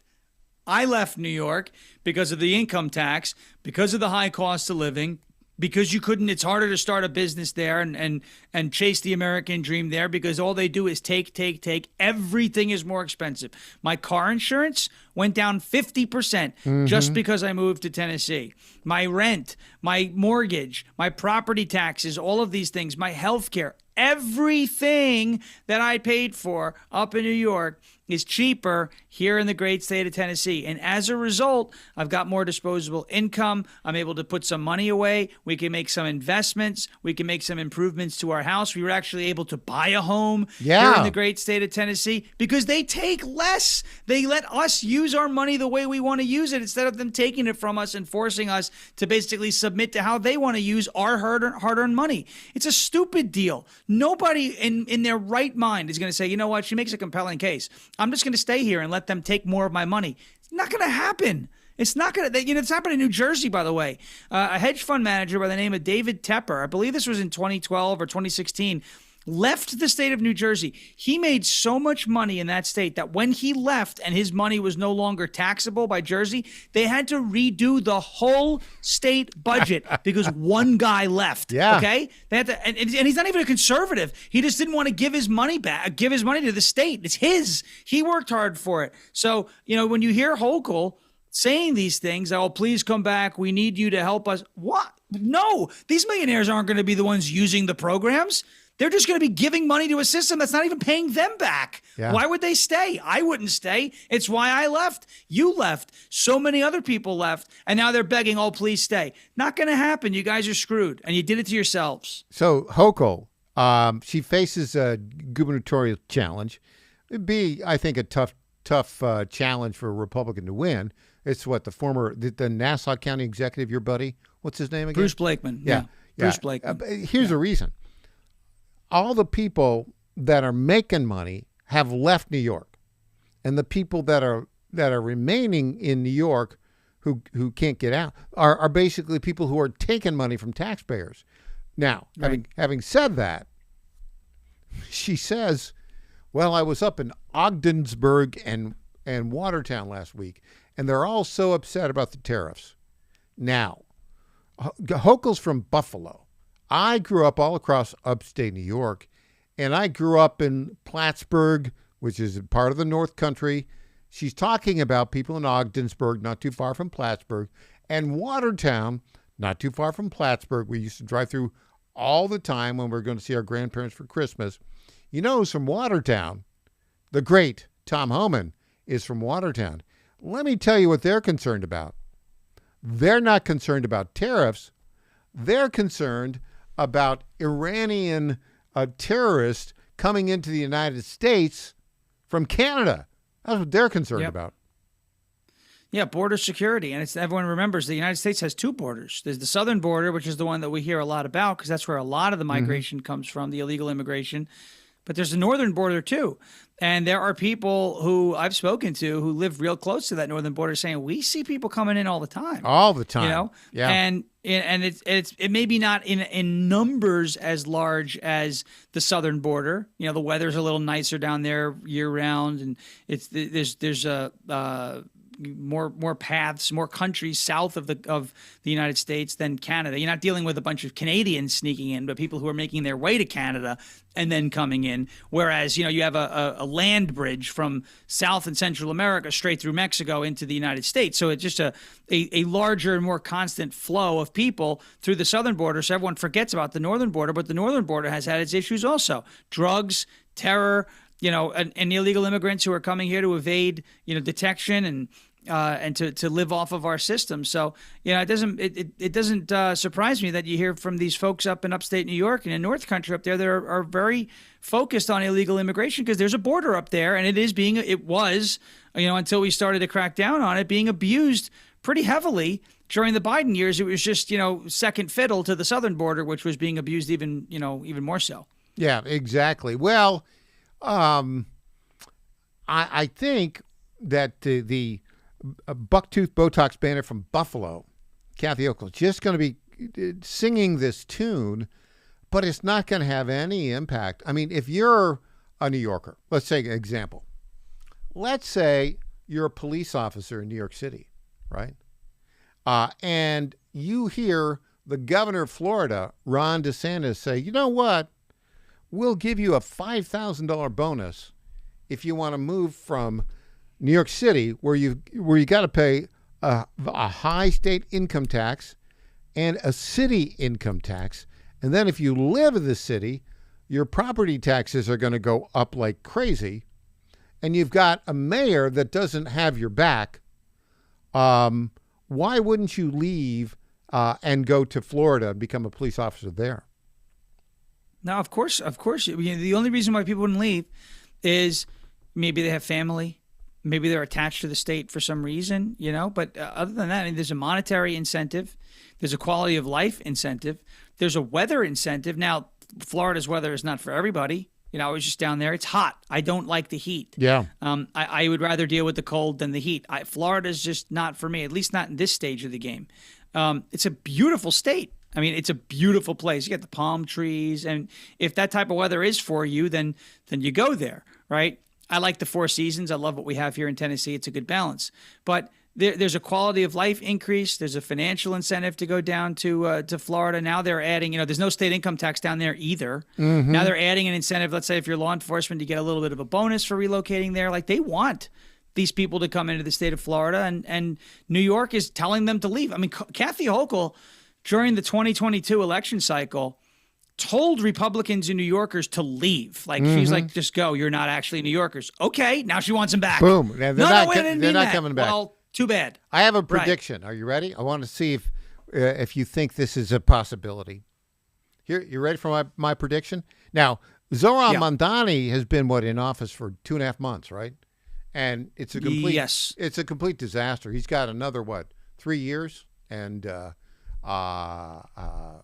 months to go, right? I predict that he will be challenged in the Democrat primary by Police Commissioner Jessica Tisch, and I predict she will beat him. Your thoughts? Wow. You like that? Right. I think it's a bold prediction, right? It's obviously very far out. I think Mamdani's getting a second term, and I'll tell you why. Oh, tell me. I think the reason why is not because he's going to be a success. It's because the first 2 years of the first really 2.5 years of his administration, he's just going to be able to blame. He's going to blame Trump, and everyone will buy it. It was Trump's fault. He stood in the way. It was Trump's fault. It was Trump's fault. So he's going to get kind of the first 2 years are going to be a write-off. All right. Well, I was going to try and do it, but the White House and Washington and this and that. So then he's going to go through his second 2 years of his first term. He's going to play off, this is my first chance. I didn't have a chance. Trump was in office, this, that, and the other. And then he'll run on, give me 4 more years so I could really implement the agenda. Trump's not going to stand in our way, et cetera, et cetera. And I think enough voters in New York City would eat that up and would give him that grace. Well, we'll and see. Give him that runway. Related to this, over under, how long will Jessica Tisch last as police commissioner? She's made it 2 months. How long will she last? I don't know, maybe 6 or 7. Who knows? Yeah, we'll see. But then once she leaves, she'll start campaigning for mayor. We'll see. Hey, can you stick around? Guess what's up next? News Potpourri. Back with Sean Farash after this.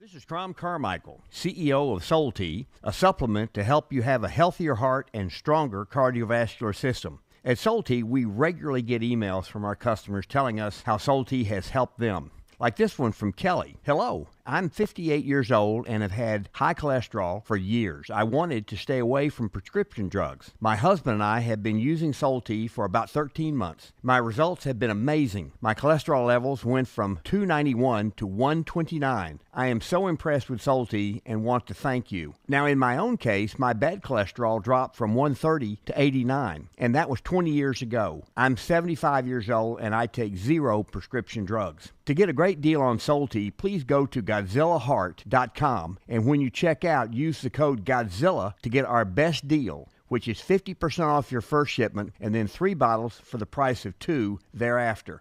You don't have to live with a broken heart. Do you suffer from Try declining Soul Tea bone and joint today. health? Hi, it's Tina with the John Fredericks Media Network. And when I heard about our company's Women's Challenge, I jumped on the opportunity to test this amazing supplement that's already restoring my bone density, soothing my joint pain, and helping me regain lost mobility. I've experienced so many benefits in such a short time with Native Path Collagen Peptides because they support my bones and joints, boost my metabolism, and unleash the most radiant skin and hair since my 20s. In just 2 weeks, my knee stiffness is gone, and I'm already hitting the gym more aggressively. And I get so many compliments on my glowy skin and shiny hair. Native Path Collagen Peptides are so easy to take. They're tasteless, odorless, and mix great with my morning coffee. Read thousands of 5-star reviews at getnativepath.com/Godzilla. Level up your self-care with Native Path Collagen Peptides. Try it risk-free for as low as $21 today. And get free shipping at getnativepath.com/Godzilla. In 2008, the amount of concentrated time people could spend on a task without becoming distracted was 12 seconds. 5 years later, it was only 8 seconds, 1 second less than a goldfish. If you're often distracted or have trouble recalling information, you're likely to fall behind in the demanding, fast-paced 21st century. In other words, brain performance is more critical now than ever. Boost your brain power with Healthy Cells Focus Plus Recall.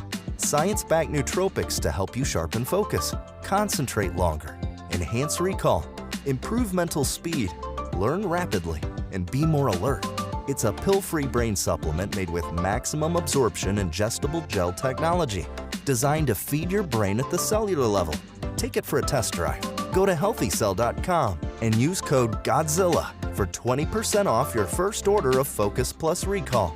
That's healthycell.com, code GODZILLA for 20% off.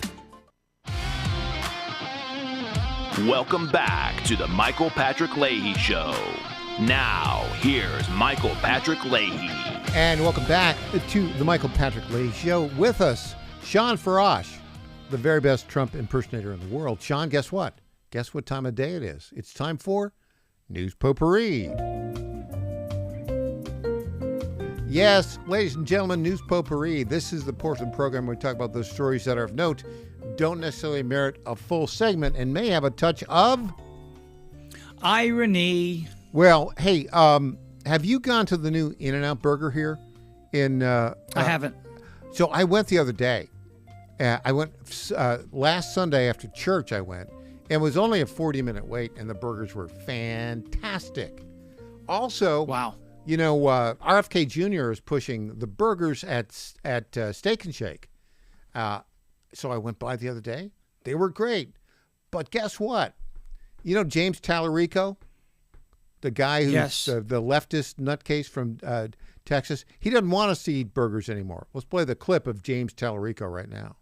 We have, I think, heard more and more issues of animal welfare. I think not just because it's the right thing to do and the moral thing to do, but also it's, as all of you know, necessary to fight climate change. It is now existential that we try to reduce our meat consumption and that we try to respect animals in all aspects. Okay, are you interested in reducing our meat consumption, Sean No. Farash?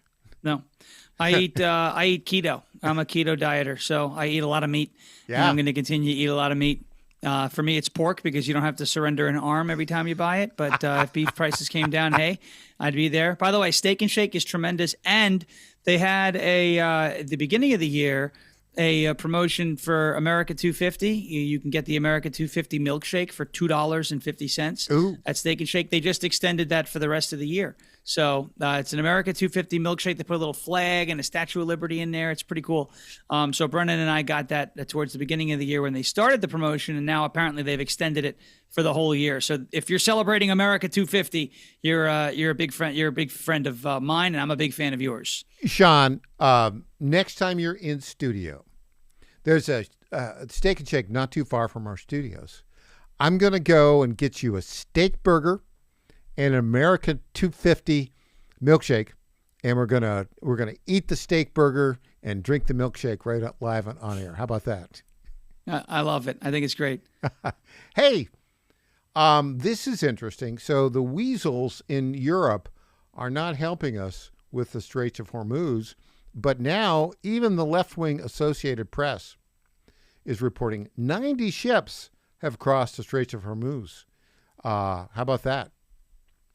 No, that's a good a good start.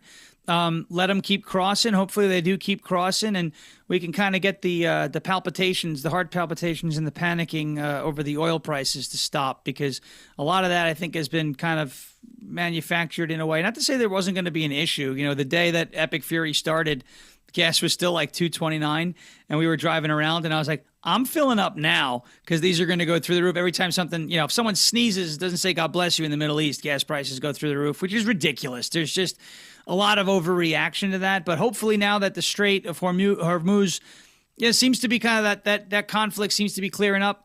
Iran caved a little bit, said the only ships that aren't allowed through are U.S. and Israeli ships. No problem. I don't care about that. As if everyone else can get their oil through that strait and ship their products to that strait, hopefully prices start to fade back. But I feel like there are people who don't want them to fade back because they're using it for a political attack. Yeah, no kidding. There may be a little bit of manipulation going on there, which is really, really frustrating. So what do you make of this? So the new supreme leader, the son of the deceased Ayatollah Khamenei, the guy who we haven't seen, who allegedly was injured, who allegedly has an impotence problem, that guy, not been seen since the bombings. He put out a statement the other day in which he basically was criticizing those who are, who he said the people that were responsible for the death of the latest guy, the Larijani guy, and then the intelligence, they're gonna have a tough time. What do you think of that? Yeah, that's it's more posturing. It's these guys love to talk bold. You will feel the most painful defeat. Is it just with what? What do they have left? They have no Navy. 90% of their ballistic missile capabilities have been eliminated. We don't even know if the Supreme Leader has any legs left, the new guy. Well, he may not have anything left. We don't know. We haven't seen him. He may not have anything left, but I'll tell you what, he's also the rumors about him possibly being gay are very interesting. I don't really care if he is or not. It's not like but it's illegal in that society. And the rumor is that his father didn't want him to be the successor because of that issue, maybe. So I find that to be very, maybe they'll throw him off a rooftop. We'll see. We'll see. Oh, the United Nations has a plan. Oh, great. Their plan is to, wait for it, eradicate Islamophobia. How about that? Oh, that's good. Yeah. Yeah. Why shouldn't we be phobic of people who say, death to America, and that would, waste zero time in cutting our heads off. It's like, these people don't like us. It's more than just like don't like, right? Like I don't like Buffalo Bills fans, for example, but I don't want to hurt them. I just think they're annoying in a football stadium. Well, hold on. And in a parking lot. Why are right? Buffalo Bills fans annoying? Because because they can't handle their liquor. That's why they get too drunk too quick, and then they start lighting themselves on fire and jumping through tables. And it's like, normal people don't do that. That's it. No, they're a passionate fan base. I'm from Western New York, and everybody who's still there and people who've left, the Western New York diaspora, well, by the way. Yeah. My brother lives in California now. Big Buffalo Bills fan. And, you gotta have something in your heart for a team that's went to 4 Super Bowls and lost them all in succession, and it hasn't been back since. Well, it stands for boy, I love losing Super Bowls. That's what Bills stands for. Nobody understands. Like Jets stands for just end the season.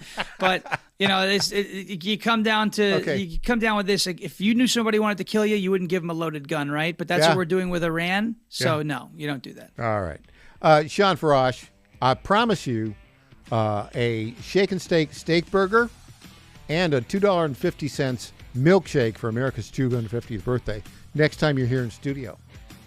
Let's do it. Sean Farash, thanks for joining us today. Thank you. All right. We'll be back tomorrow, same time, same place. I'm Michael Patrick Leahy. The website, TennesseeStar.com, TennesseeStar.com. Thanks for joining us.